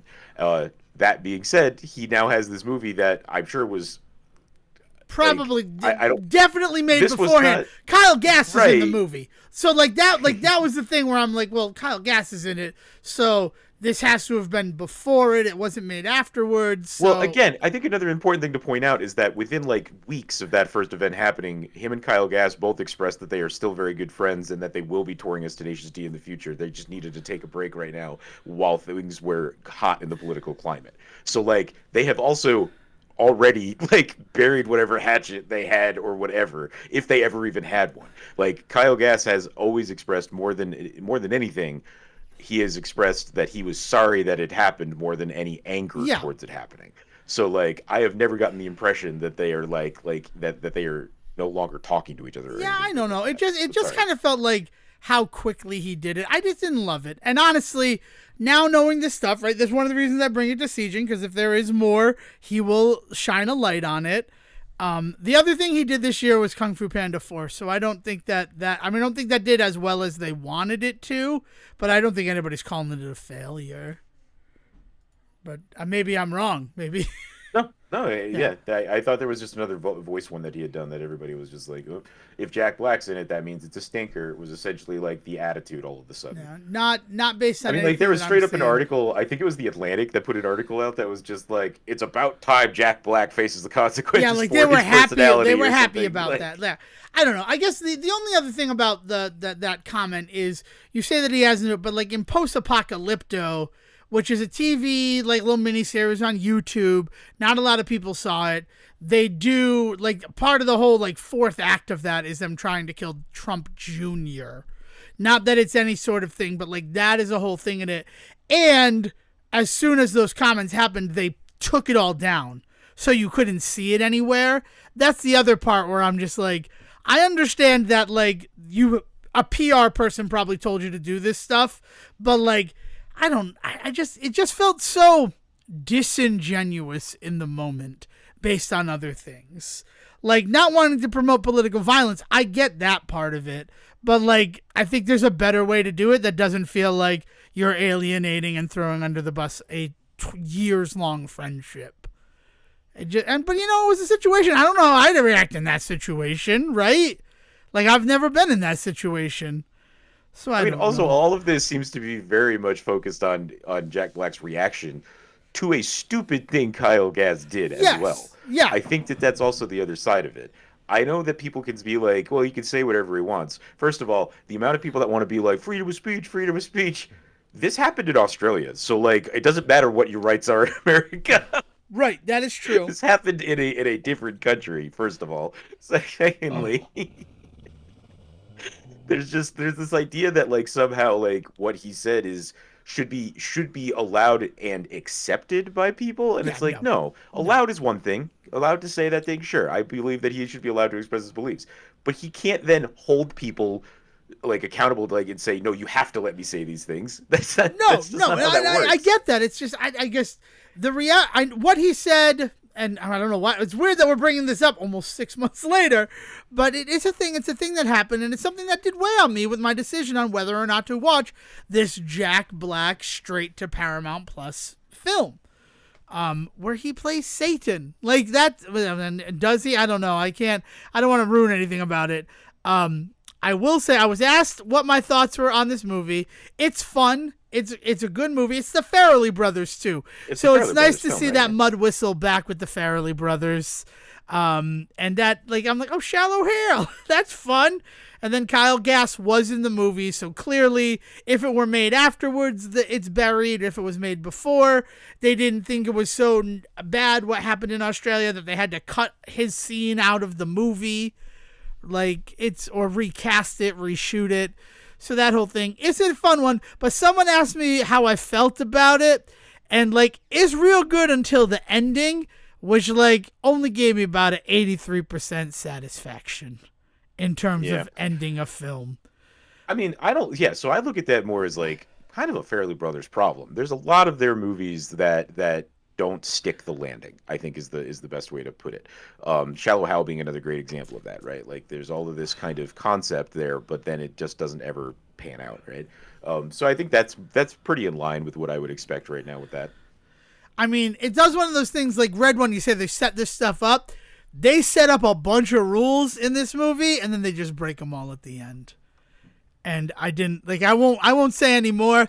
If you watch Dear Santa, say Dear Santa, here's what I will promise. Season 9 of the Say Report premiere episode, so the first episode of season 9, which is like the middle of January, I will talk about how Dear Santa ends. Because I feel like we'll be as far enough removed from Christmas that if people wanted to see it, they saw it. And if they didn't see it, there'll be enough time for them to forget about the spoiler if they happen to watch it next Christmas. Are you okay with this, Sejan? Yeah, sure. I just want to. All right. Well, I just want to make sure that you're all right with it, right? That you're not gonna cancel the rest of the recording for the year because of your role in Borderlands 4 or something. Oh, it's a Dear Santa is a movie that was filming pre actors strike in 2023 and had to actually hold production. Yeah. So it also got caught up in a lot of that too. And that could also explain why it feels like it's building to a peak and then it just drops. instead of Yeah, having if they like came back and they a were just like, we just rolling gotta finish ending. this Like thing. we just got to finish this movie. So that's it. But I mean, if you are looking for something, it's fun. It's funny. It's got good stuff in it, and again, it's got some great child actors in it. Like they are given 100%. And that was fun to watch too. Like I like getting to see children in movies at Christmas, assuming that everything is like on the up and up with it, because they bring a real joy and wonderment to these like experiences. Which I guess brings us to Hot Frosty. So you've seen Hot Frosty, yeah? Yeah, it was one of the ones that so on Thanksgiving it was out. Perfect timing, I think, for this movie. It was out for everybody to just watch and do on Black Friday. So on Black Friday, we like sat around. I made cookies while like there was like 20 of us hanging out in like a big old like couch bed situation that we'd put together and watched all sorts of Disney or Christmas movies. Hot Frosty was in that mix. So like I have this amalgamation of that film with a couple of other ones we watched that day, but I pretty sure this is that I can talk about Hot Frosty enough to talk about Hot Frosty because everybody, if the fuck else, has been talking about it nonstop too. So All right. between my between my half watching it on Black Friday and the way that everybody else has been talking about it, yeah, I feel like I've seen this movie a million times. Why do people seem to have not liked it? I thought it was fun and unoffensive and like a good Christmas. Like I've watched some like of the straight to streaming Christmas movies that like make me angry, and that seemed to be like everybody was mad at Hot Frosty that I talked about. Like, and I'm like, then I watched it. I'm like, that was a delightful. Well, why were people mad at you, Hot Frosty? What did you do wrong? No, my problem is okay. So no, it's been the opposite experience for me. People that's excellent. I'm very happy to hear that. Talking about it, yeah. Well, you watched it in a cuddle puddle siege, and I don't know. Like our mileage may vary. But there's this. Like I think one of the big things that I think a lot of people seem to be missing that I feel like almost maybe I was just like putting on this movie at the time. It feels almost like it is parodying these kinds of movies, right? Like it feels very much like it's a very satirical look at these kinds of films, right? It's in on the joke. I will admit that. It definitely feels like it is in on the joke, as opposed to these ones that like, we're trying to make a sincere Christmas movie using the Hallmark bullet point list. Yeah, right. Like the idea that the magic like comes to life and brings like the snowman to life, and he's this like sexy bod like guy, like is like that is a bit, I think the problem is that people have a really hard time understanding whether or not how often the Hallmark movies are like that. And I say Hallmark, but like Lifetime makes these movies too, and all sorts of like different companies will make these movies. But Hallmark is like the brand, right? It's like calling it Kleenex. It's this idea that like the Hallmark movies, they do also run the gambit of sincere to satirical, but like satirical with enough like love of the genre that they get kind of lost. The joke gets kind of lost. I think because of the fact that they are so inoffensive and they are so even keel, and like if you were to look at them on like an EKG of these films, they go that it almost is like just a solid line. There's nothing. The highs are not very high. The lows are not very low. By that very nature, applying satire to that or trying to make fun of that, there's not many places you can go, right? You can't go to extremes in order to do this. The most extreme stuff, though, that you could do are things like having the half-naked guy be the one that she falls, that is brought to life by snow. Also, having character actors like Craig Robinson and Joe Latriglio playing your cops that are running around. As far as I'm concerned, like, this is a parallel timeline to Brooklyn Nine-Nine, where Craig Robinson became a detective and Jake Peralta became the Pontiac Bandit. That's one of the ways I got through the film. That's what it felt like, and I really dug it. Like I liked that. Like this movie is like you said, very aware of what it is. I think the problem is that the genre itself doesn't leave much wiggle room for satire, which is a shame because like I'm watching this thing the whole time being like, man, I wish they could go further, but if they did, that would be against the whole point of the whole of the concept, right? Yeah. Like going too far would just kind of ruin the joke. It's a shame because I feel like some people aren't getting that this is a bit this whole time. Yeah, I have to agree with you. Like it really felt good. I think my biggest issue with the film is that like he steals the clothes and he indecently exposes himself, right? Like that's how he gets into the sight line of the sheriff. But then both of the people that he did that to don't want to press charges. So like the whole end of it, I'm like, this is funny because like, and it makes me laugh because honestly, the people with the store, first of all, he replaced the glass and paid for the clothes, and it's like, if there's anything else I can do, they're like, they're fine. We're not gonna press charges. Thank you for replacing the glass you broke. And then the old people, they're like, no, he was like naked, but it wasn't any problem. Like we're not gonna press charges. Like those aren't things that then you can just be charged for, but it is totally the type of thing that like a Hallmark movie or just a made-for-TV movie be like, I don't care, you're still going to jail. Like, oh yeah, it's that like that menace. Like, yeah. What am I being arrested for being a menace? And it's like is that really a charge? Like, I'm sure there's probably some weird rule that's like, if you're a big enough pain in the ass, we could do something about it. But like, yeah, this is wild. And then like a step further, when like she's passing the hat around to get it, like those two people he like indecently exposed himself to, they're like, oh yeah, but we already told them we're not going to press charges. And I'm just like, I love that they took the time to be like, at this point, he has done nothing wrong. Santa Claus on the fire truck is driving by. Or there's a fire. I don't know. Can you hear the fire truck, or am I just a crazy person? Yeah, no, you just sound like a madman right now. I didn't hear any fire trucks. All I hear is the fire trucks outside. Santa's there. He's throwing his candy. That's what you get when you live nearby to like a nice fire station. They do Santa on the fire truck. Devin. Is that privilege? Is that privilege? Or is it making sure that they get paid when there are no fires in the winter? I know that there are winter fires. I'm not trying to fire. You do understand that firemen get paid whether or not there's a fire, right? We don't not pay them if there's not a fire going on. Oh my God, that's cool. Well, I mean, there's a lot of volunteer firefighters around here, so I don't know if that's the case. Then they're volunteer. Okay, anyway. Well, imagine that. And now that I can get behind. If you're like, I would want to be a volunteer Ghostbuster if I only get paid when I bust a ghost. Then I get to live in my own house. I don't got to live in that death trap of a firehouse. And like, you know, like I have a little pager that goes off and it's just Janine's voice, we got one. And then I like get out my pack and I drive in my little car to the thing. You're talking about like Uber and Lyft is what you're talking about. Yeah, I want to be a gig buster. You want to be a gig buster. Nice. No, I don't want to do that. But it's just, yeah, no, I know that firemen get paid to do the job, but imagine if they did it. Imagine if they got paid on a like per fire basis.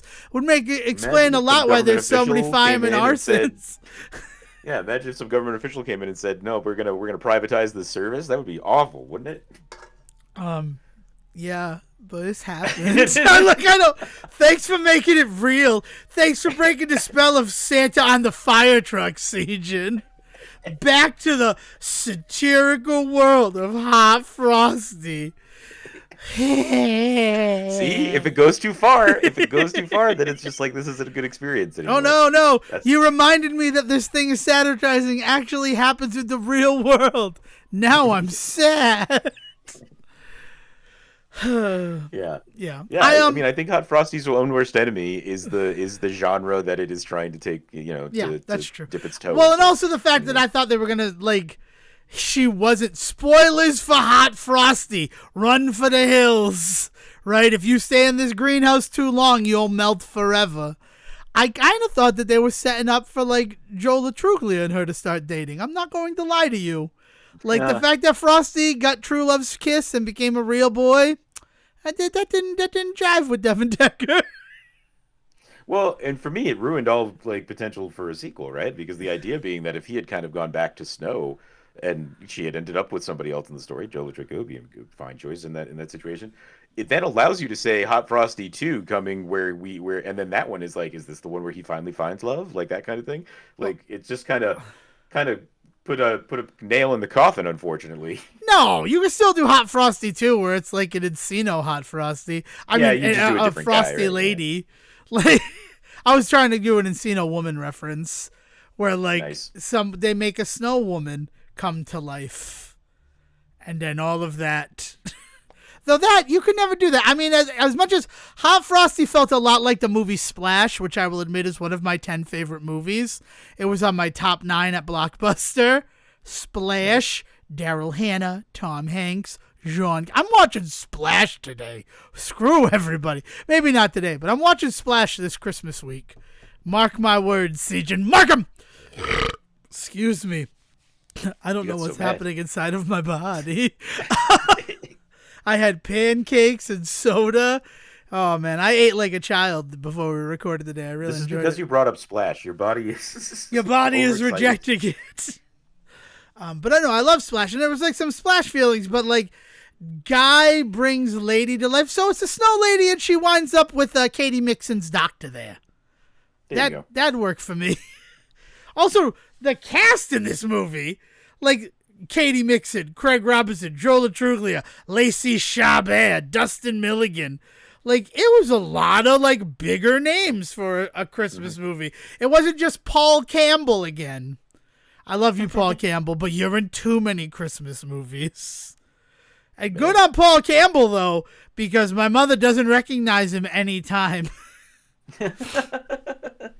She got real mad at me because she's like, look at this freaking Walmart version Joel McHale. And I'm like, Ma, that's Paul Campbell.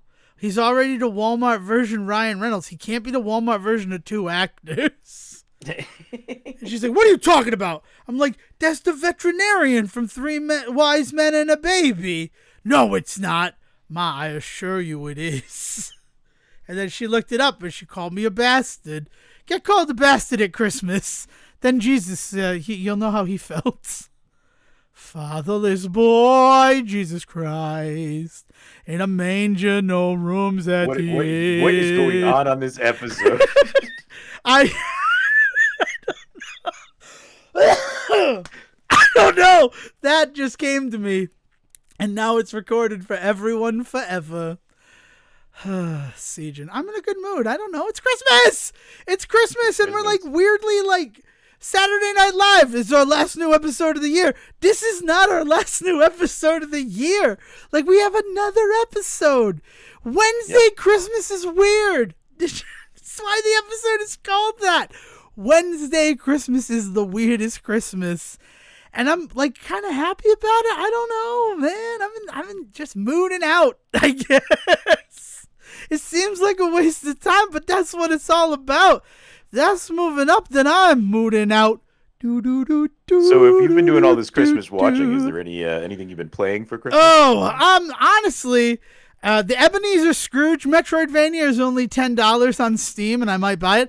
Here's Devin Decker's problem. I haven't finished Frontier Hunter yet. I am at that Alicia boss, and I can't do it. I cannot beat the boss. And it's real bothersome. I'm going to be completely honest with you.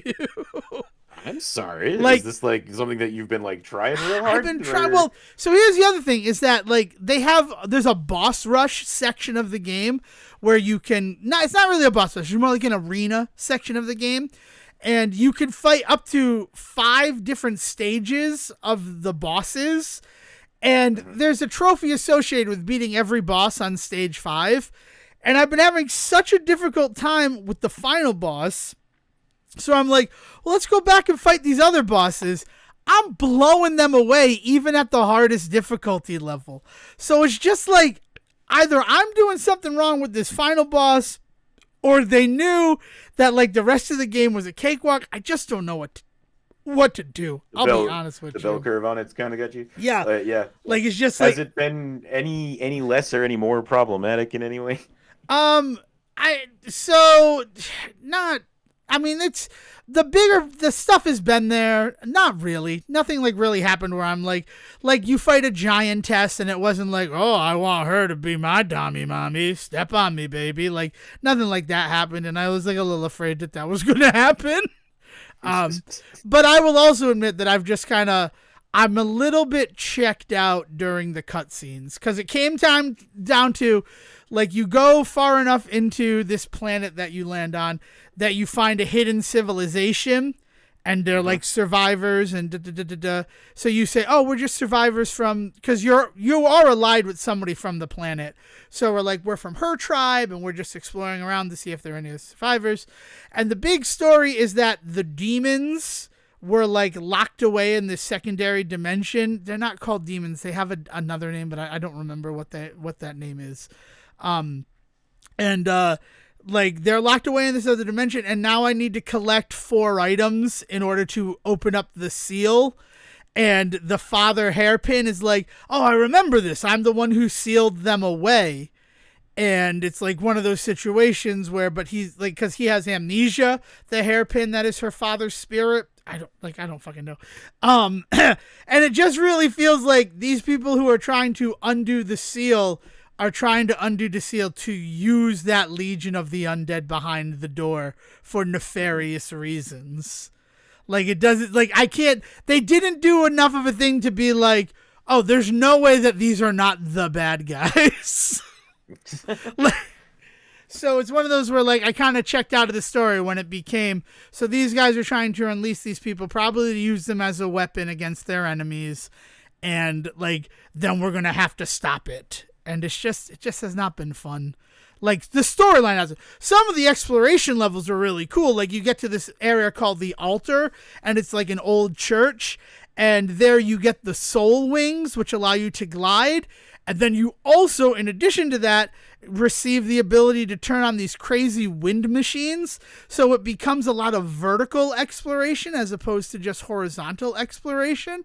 And that was really cool. And then, like, the final puzzle before the boss, you had to go collect 4 sigils in order to activate the wind device so that you could go up to the chamber where she's in. And those were, like, really good, like, puzzly trials for stuff that came along. There's a section where you have to play Tetris in order to get a key. And, like, nice. But you don't play Tetris like, oh, now we're playing Tetris. You, as the characters, need to move the blocks along and then drop them so that they will form a line.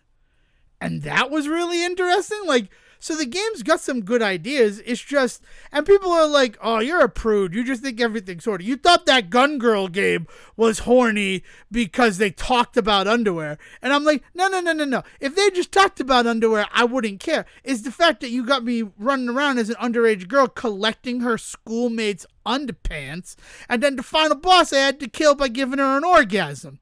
That don't seem rated E for everybody.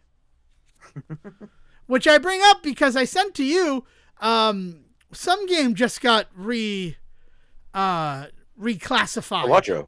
Yeah, Balatro. Yeah, which, like, the most inoffensive game ever. Yeah. But it got reclassified in the EU, right? It received a PEGI 18 rating. It's now PEGI 18. Yeah. And that may not be the EU. That may be Australia, New Zealand. I'm trying to remember where. PEGI is Europe. PEGI, whatever. It is. Yeah. So it got that for teaching kids poker is essentially the storyline right now. It has elements of gambling, specifically educational elements of gambling, I think is the big thing. And people are like, that's ridiculous because it doesn't. Like, it has elements of gambling in that you have groupings of cards that are similar to poker, like flushes and straights and pairs and things like that. But you don't play poker with it. Like, you can first of all, you can lay down 1 to 5 cards, sometimes more depending on what kind of rules you sometimes play. But in general 1 to 5, like, you don't have to put 5 cards out there. There's no need for you to have there's no need to be betting against anyone. Like, you don't ante around, and, like, it's wild that they want to compare it to poker only because it uses the same groupings that poker does. But I challenge people to point out a less intuitive way to group cards. Like, it's wild that there's this like this idea that it is the only way in order to play the game, and we are automatically associating that then with gambling. We are saying that kids basically can't learn how to play with a deck of cards until they're 18. Because, like, this needs to be applied across the board then. This can't just be Balatro gets to do this. Across the board, there needs to be this idea then that what you have said is that anytime a deck of cards is present in the game, it is immediately introducing kids to the concept of gambling, which is a wild statement. Like the game in no way actually teaches you how to bet, how to gamble, how to actually play poker. If you tried to play poker the way that you play Balatro, you'd be fucking kicked out of the table if you're lucky, if that's all that would happen to you. I'm going to discard these cards, get a couple more cards. I'm going to discard those. All right, I'm going to play this full house I got. What the fuck I brought are you these doing? 5 jokers with me. That means that I kick your asses. Yep, I win. What's he win again? Yeah, it is. Yeah. Also, misspoke. Grim Guardians, now Gal Guardians, did get a teen rating, but still, underage girls talking about sexual stuff really kind of icks me. But now, like teens do. But now, come to find out, on September 25th of this year, they announced that there's a sequel coming, Gal Guardians Demon Purge. And I gotta be the fucking hypocrite saying, I'm probably gonna play that game. It makes me sad. Why? But why? Why are you gonna play it? Why? Because the game was good. The game itself was good. Like, it's one of the tightest little action games I've played. I hate myself for the words that I just used to describe it. But it really controlled well. The second loop was fun because it added exploration. This one is going to be a full-on Metroidvania because that was the biggest complaint about the first game. Like, I enjoyed my time with it until the third playthrough, where that's where the seedy underbelly revealed itself. So, like, I don't know. Like, should I not? Like... Yes. I know you should right. not support them if you don't believe that what they're doing is right. Nice or safe. Like it's not. Yeah. But you do you obviously. I mean, well, I guess the other thing is that I would like to know if that stuff still exists. Like from the outset, it'd be easy to do it, right? But nobody talked about how Grim Guardians, which it was still at the time, had that like seedy underbelly of it. All games journalism about it ended with and then there's a second loop that you can go through. I don't think anybody who covered the game played through to get to the part of the game that I thought was so negative.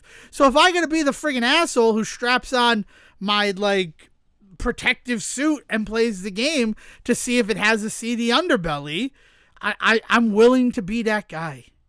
So you don't have to, Siege. I don't know if I'm going to ask Dale to play it co-op with me like we did with the first game. Like, I think that would probably be a bridge too far. But I mean, I'm going to give her the opportunity. As soon as we finish recording, I'm going to say, this was announced. How do you think we should proceed? Right? Because it's something that they built a good world. If it just weren't for the Panty Collectathon, I think I'd be fine with it. Yeah. No, I understand. I remember those conversations that we had. It's just it's one of those things where it is hard to sit back and criticize that game. To hear that you're just going to turn around and just buy the next one is a little heartbreaking. Maybe I won't buy it, huh? Maybe that's how I stick it to the man. Actually, that's probably... we should probably table this conversation until what's that? Bun cake? Cool. Yeah. Yeah. There is one other game that I've been playing though. I mean, I got my Balatro out of my system when it first released earlier this year, and I want to go back to it. But also, I got Balatro out of my system. I beat it with I got through a gold chip on one of the decks. So I'm like, I'm good now. I don't know if I need to do this for every deck. I don't know if I need to unlock every Joker, but I could. I know that it's a double click away from me being back in the world of Balatro, and David Deck is not here anymore. So what you've been playing instead? Well, for its 20th anniversary, I jumped into Cave Story Plus. Cave Story being the original game, a game that I played because one of the Daily Boys recommended it to me, and he's like, it's difficult, and then I talked to him, I beat the game, and I'm like, what do you mean it's difficult? I finished the game. He's like, you finished it? Nobody's finished it. And I'm like, I'm sure people have finished it. You just haven't finished it. Cave Story Plus is basically the only way you can get it nowadays, right? Isn't that just how it just comes? Yeah, now it is that. But you can also make it look like the original game. So and I don't think they've added anything else to it. Like I think it is like there's the challenge mode, but I think as far as it goes, it is basically the cave story. Like I'm being reminded of that first playthrough that I had of the game. I got to the first point where you can trade the polar star, and I'm like, yeah, I want the machine gun. I loved the machine gun. And then I'm like, oh crap, no, like that's what I did the first time. I'm gonna have to play this again and not trade the polar star. Yeah. So it was a Wii game to start with? It was a PC game. It was just built on PC, free to play, 2004.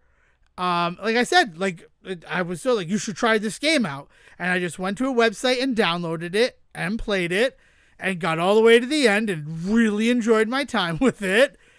And then like, I never thought of it again until I saw that it was getting like a Switch release, and I'm like, oh, I remember that game. I remember it being a pretty good time.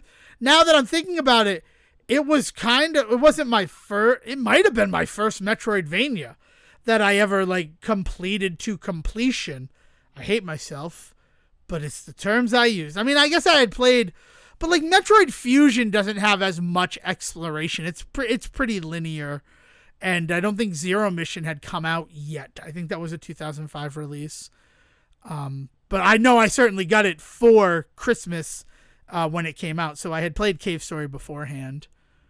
But yeah, no, it's a game that I played, I enjoyed, and then never really thought about again. And then seeing the eruption on social media for the celebration of 20 years of Cave Story, I'm like, oh, I have that. I got it for $1 on a Steam sale. Because I'm like, I'll go back to it someday. Seemed like the perfect time to go back to it. I think it is really funny that I have to not zoom in. Like I run on 4K settings for my monitor, but then I have it zoomed to 150% so that I can like read. But like if I'm watching a video, it'll scale back out and things like that. The game does not work that way. Like when I loaded it up, it was 150% bigger than it usually is. So I had to descale to play. But I mean, I've been enjoying my time with it again, which is not surprising. I also remember some of the things in it that like made me annoyed with the game. Specifically the retrieve the puppies scene where you have to like pick up dogs and bring them back to the owner.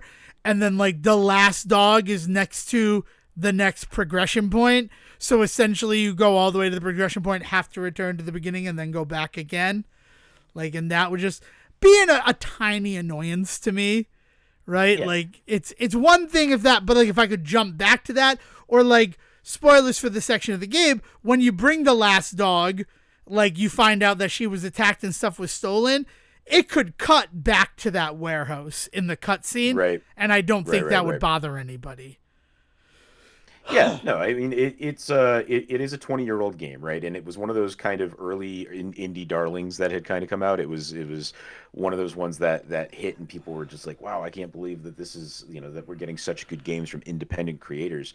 But in that, I do think that because this is kind of those early days of that, you do end up with these weird little kind of leftovers and bits of maybe this wasn't QA'd to the highest standards and things like that. Also, it really reminds me of the same thing happens all the time with me with any Zelda game that has you do the chicken quests where you have to run around and grab the chickens for the farmer, which is like, and there's like 3 or 4 different versions of that game. Echoes of Wisdom had it.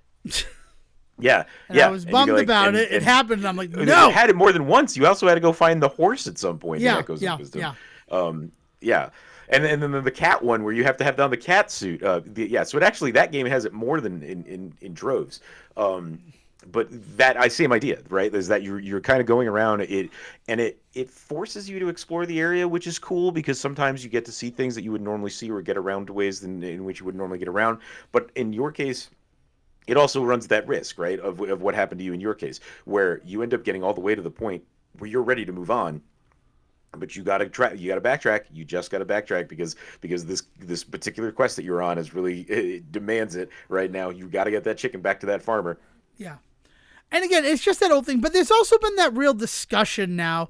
And I don't know if I'm ready to have, why not? Let's end the episode with this discussion that older video games are better than modern video games seems to have been a discussion that sparked off, I'd say last weekend, but I think that we've been having a lot of problems with the AAA mainstream big budget releases in 2024. Like, I don't think people are happy with a lot of the games that came out this year, and they're going back to older games and being like, this is fun. And it's that question of, like, some people saying, they weren't more fun, you were just younger. But, like, no, it's not just that. Because there are games I've never played before that I've played for the first time that are older and been like, this is objectively a fun game. I'm not mad at this game. I mean, we talked about one that came out this year that had everybody by the throat, Balatro. It still does have a bunch of people out there. Like, they're like, so I mean, like, fun games are being made all the time. I think this is a matter of that the next generation has hit that point where they get to now start discovering what nostalgia is.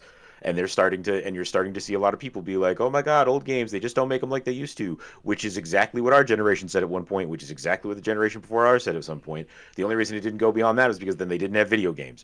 But like this idea that people have always looked back and been like, man, they just don't make games like the ones that I like to play. And that's fine. That's just not how they're made anymore. In 10 years, we're going to have people that look back here at these games and think the same thing. I mean, I think that there's plenty of stuff that came out this year. I think there was a lot of stuff that you're right, AAA wise did not hit big. And I think people kind of look at those games and think, man, this year sucked. But this year had so many weird small ones. Did you hear anything about Mouthwash? It was I don't know. I don't really want to talk about Mouthwash. I'm gonna be honest with you. Okay. I watched a video about it, and I'm just like, yeah, I'm gonna wash my hands of Mouthwash. I know that it's I'm not interested in that. I'm sorry. Like, it was a very. What about it? It's like this really fucking Buckwild Cronenberg-esque horror game that is like really bizarre, and it has like really weird like time elements to it that are really cool and things like that. And like, it was a thing that hit really big this year. Whether or not you want to talk about it, like, well, I mean, no, like, and that's it's fine. exactly Like, first of all, I didn't know it there hit were big games that until did hit big this year that people had a lot of fun time playing. It just seems to be not games you're interested in. But that's not why I don't want to talk about it. I don't want to talk about it because it was something I didn't hear about, right? So and again, like Balatro, UFO 50, there are plenty of games that came out this year, so it's weird. I can't name like a big name game that I enjoyed. Like a AAA release from 2024. I guess like Echoes of Wisdom, right, would be the closest I could get to that. Does Nintendo count as the AAA space? Well, that's a conversation. I think most people would consider them AAA, yes. Yeah. And I would say that they had quite a few big ones this and year. You know what? Astro Mario Bot, Party, too. There are definitely good games this year. I guess, like, but I don't really play Activision games, right? And I realized that. I was just reminded when someone was like, I wish someone could make a game with the Majora's Mask mechanic that actually worked. And I'm like, oh, well, Deathloop tried. And then I'm like, oh, right, Deathloop was the game that stopped me buying AAA games when they are new. Like, it was literally a game that affected me as a consumer because of how disappointing it was. This year? Didn't Astro Bot was this year, too. And that would definitely be a AAA game. So, yeah, it's a weird discussion that people are having. I think you're right. I think it is the next generation discovering nostalgia, and then our generation, and you know, it's not us. It's the royal. It's like it's everybody here.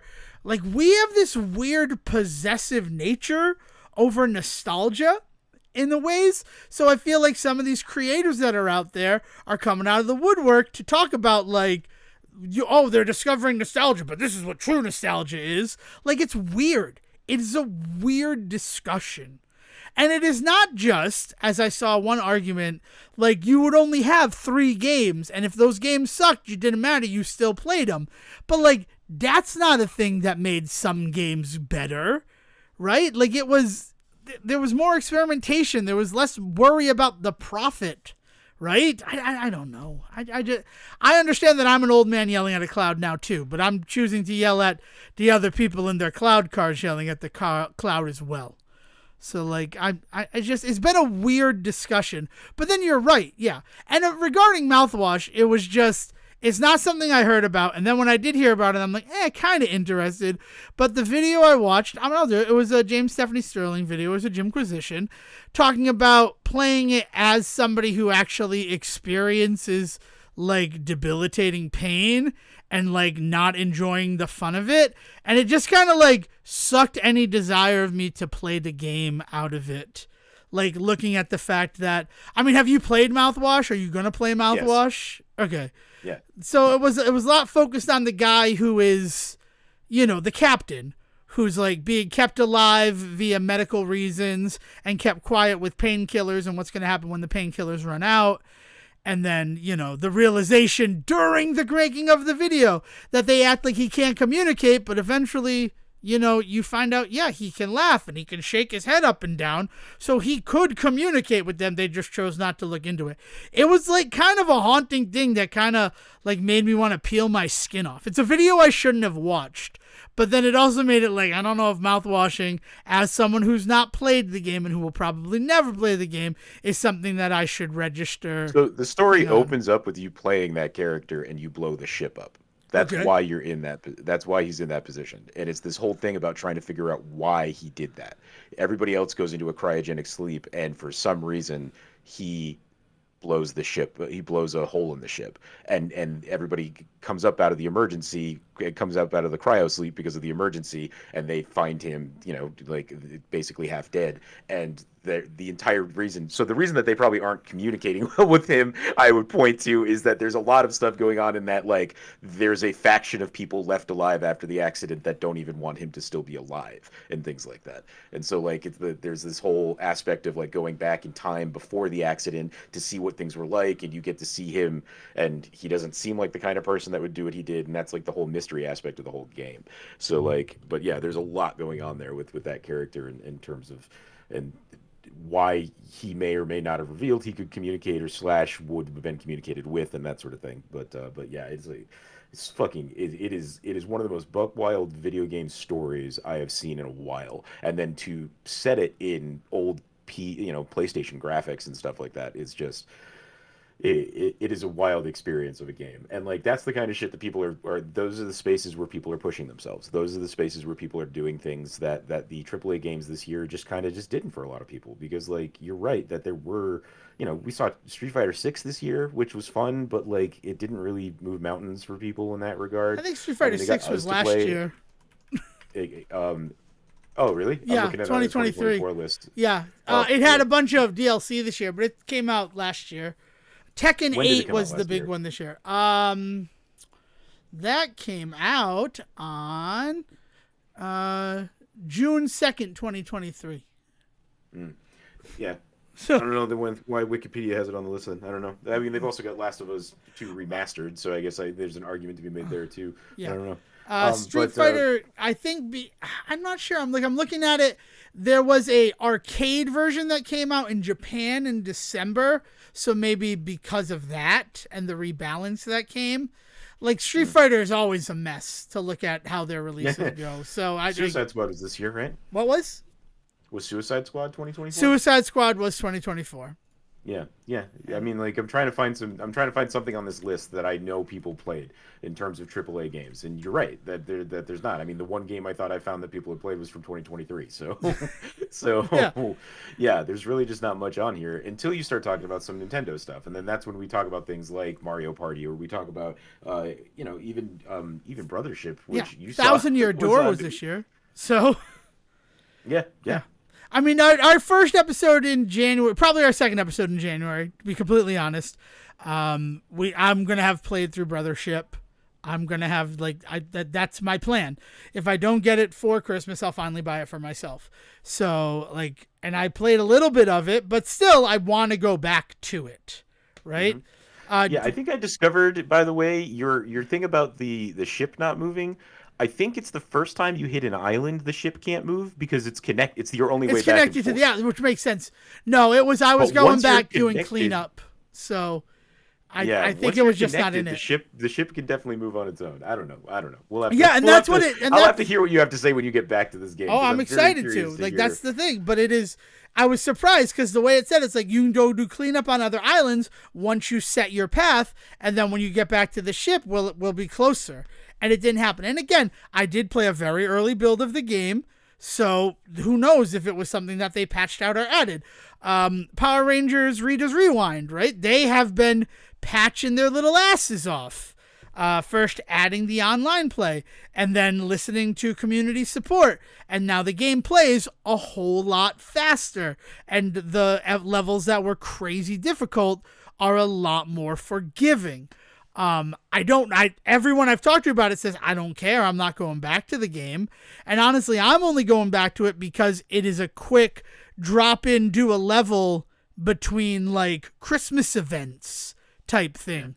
Like we're gonna watch a movie in 15 minutes. That I completely forgot about. Which one? Did you hear anything about? Did you hear anything about the South Park Snow Day game? Oh, that game! That game came and went like a wet blood fart on Christmas.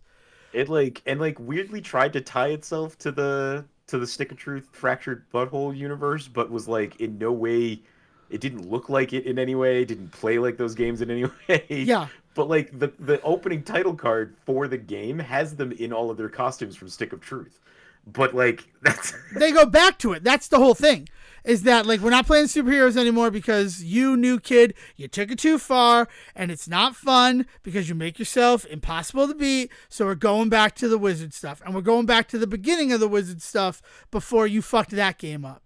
Like it's very well written, but then the game is just like a poor Diablo clone from everything that I've heard. And like each of the 4 levels you fight with one of the boys with them like as part of a different faction. So like it's Stan's faction, Kyle's faction, Kenny's faction, and then Cartman's faction. And then the final one you all join together to fight a larger threat that comes. But like that game, as weird as like it came and went, nobody really talked about it. It was only like a $30 game. I remember being at a Walmart and seeing it on the shelf and seeing it for $30 and like, oh my God, it's already $30? I think I'm going to pick it up. And I'm like, how about we do a little bit of research before we just buy a game because it's cheap, Devin? How about we do that? And I looked it up and I'm like, oh, it was always $30. Yeah. So I'm not getting a deal. Yeah. And that's when I found out. That was a release this year that just went like fucking nowhere. Yeah. I don't. I will say this, Splintered Fate. I know I talk about it all the time and I'm sorry. It is cheap right now on every platform it's available on for Christmas. And they have teased that they're going to have a big announcement in January of 2025. How cheap is cheap on Steam? Let me it's 35% off, I think. 35% off? Okay. Yeah. Okay. So I don't remember the price, but that's what they're saying. So I'm excited for that. I did my Nintendo wrap up, and Splintered Fate was my most played game on my Nintendo Switch this year. Wasn't expecting that. It beat Echoes of Wisdom by 2 hours, 33 to 31, which is also like crazy because I think on Steam I've cleared the 33-hour mark a while ago. So yeah, that's just fun stuff. It is currently $19.49 on the price. $19.49, and they have been very vocal about wait for January. We have a big reveal. I don't know if that big reveal means DLC in January, or if it just means we're working on DLC. Here's a sneak peek, and then we have to wait till like May or something. I guess I have no information, but that is another thing that happened. But yeah, like I can't think of like the biggest Capcom games this year that I can think of is the Dead Rising remaster. Yeah. They have big, like the fact that Okami is getting a sequel is huge. The fact there's going to be a new Onimusha game is huge. But again, like that's going to be part of 2026, and I don't know. They tease all these games that they tease at the end of this year too are not coming out to the end of next year. Like Ninja Gaiden Ragebound looks incredible, and I joked because we had just had that conversation comparing Cyber Shadow to Shattered Ninja, and I'm like, here's your proof. Because this looks like a unique game, even though it's supposed to be a sequel to literally everything Ninja Gaiden that came before. and it looks Dave the Diver was this awesome. year. Just another big indie thing that was Yeah. a big hit. Yeah. Yeah, like I could name 100 indie games. Probably not. That's being hyperbolic, but I can name a bunch of indie games this year, like AAA. The new Call of Duty. Like people don't seem to really be enjoying. Helldivers 2 was a big game, but yeah, Helldivers might be the closest, but even I wouldn't call that AAA. That was probably more like AA, right? No, maybe not. Maybe I don't know. AAA. It was free to play, which is a whole other space because part of the Helldivers triple free to play? no. Maybe it was. No, I don't think it was. I might be. I'm just being an asshole on that one, right? How much are you, Helldivers 2? Helldivers 2, the video game. Yeah, $31.99 on Steam right now. So it was not free to play. It just felt like it because everybody was playing it suddenly. But that I was also thinking I was about to talk about Marvel Rivals, which is free to play, and I would consider that one AAA because of the whole like marketing of it all and who's behind it. But you don't make a Disney game and not be AAA. You're AAA if Disney's behind you. Yes. So yeah, I mean, was there a Sonic game this year? Yeah, there was. There was Sonic Plus something, Sonic Generations X Shadow. Yeah. Which had a whole new Shadow campaign. Which brings us back I don't to know Sonic if Hedgehog you 3. consider the Five Nights at Freddy's games to be AAA these days. That's they a question, right? They can kind of put billions behind that. But yeah, Help Wanted 2 came out this year, which is actually just got a big update for anybody that's interested in that to hint at some of the stuff coming for next year with the Mimic stuff that they're doing. But yeah, Momodora 5 came out this year, and Momodora 4, while the other ones were clearly like indie games. Expensive game made this year, Super Monkey Ball Banana Rumble. No, you're kidding me. Was it really the most expensive game this year? No, it was not the most expensive game this year.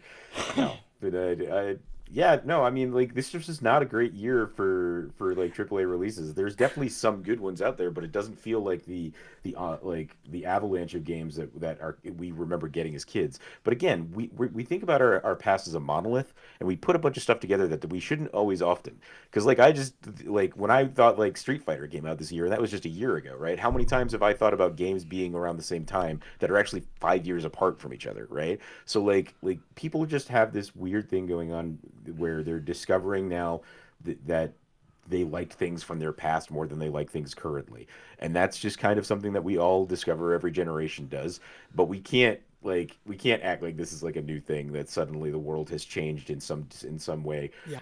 With just this conversation alone, right? We need to talk about more specific stuff if there's something you want to talk about.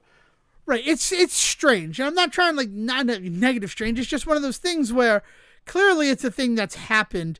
It's weird that like the millennial generation wants to insert themselves into the conversation about Hey, you know what? Bring AA films back. Bring AA games back. Bring those mid-tier games and mid-tier entertainment back then.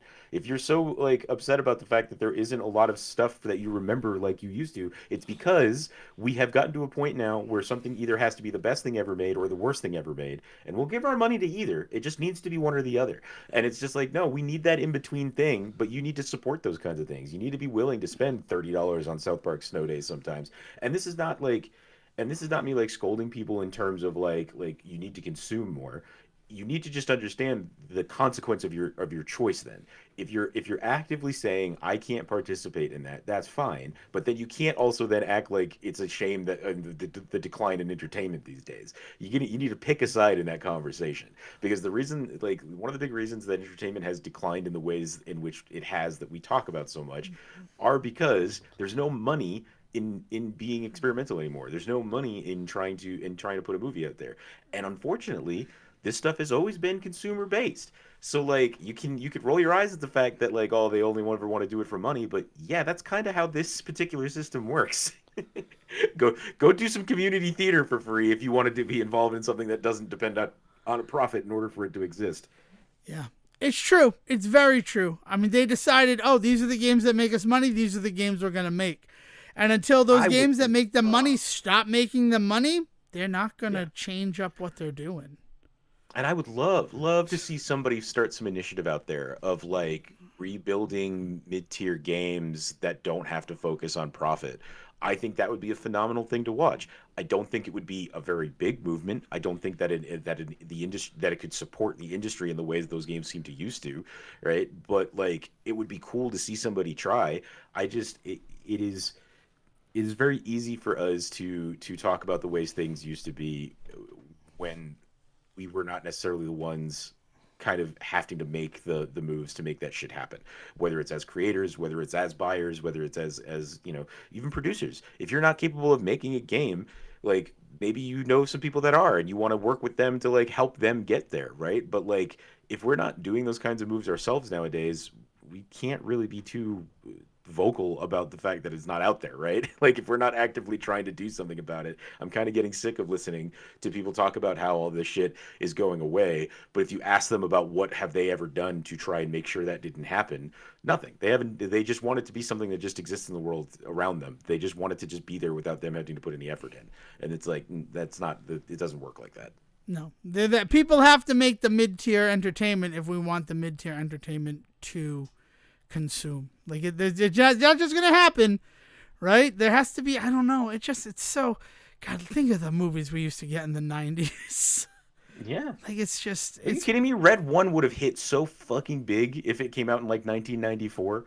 Imagine that. Yeah. And if it came out in 1994 and it had Hulk Hogan in it, and then who would have done the Chris Evans? Who would have been your Chris Evans in 1994? Well, I mean, I would always say Brendan Fraser, but it probably wouldn't be Brendan Fraser. So it needs to be like. I guess Keanu Reeves is somebody that like jumps into mind. No, but somebody with the chops. I think though you're not far off with doing like a Pauly Shore for a Christmas movie, right? Getting Pauly Shore to be the thief in that movie, and then teaming him up with some big wrestler at the time. Yeah. Whether it's like Randy Savage or something like that. That's actually not bad. I can get behind it. You're right. Like this is the type of stuff that. And also, it's the fact that like Red 1 had such a big budget because of all the CG and everything that's in it. Like, like you're already starting so far from like profitable. You're making it harder on yourself. I don't know. It's a weird sort of thing that we're experiencing, and I don't think it's going anywhere anytime soon. Is the sad truth about that. But we'll see. We'll see how things go. But yeah, see Sonic the Hedgehog 3. I really liked it, and it doesn't need my help to be successful. It's already getting there. But like, gosh, if you're seeing something this holiday season, make it Sonic the Hedgehog 3. That's what I'm asking from the Devin Decker part of my heart. Anything else, Siege? This feels pretty good. I'm ready to wrap this one up, give it to these people as a present, and then go enjoy Christmas. Merry Christmas and happy birthday. Happy birthday, Jesus. Happy holidays. Enjoy them, right? We got a lot of fun stuff happening. The reminder, our very special episode covering surviving Christmas will be releasing on Boxing Day. That's December the 26th for our non-international listeners. And that's a fun one because we talk about surviving Christmas, but we also have a little bit of surprise for you at the end of that episode. So keep your eyes everywhere on the 26th of December. You might get another surprise from the Say Report. Who could say?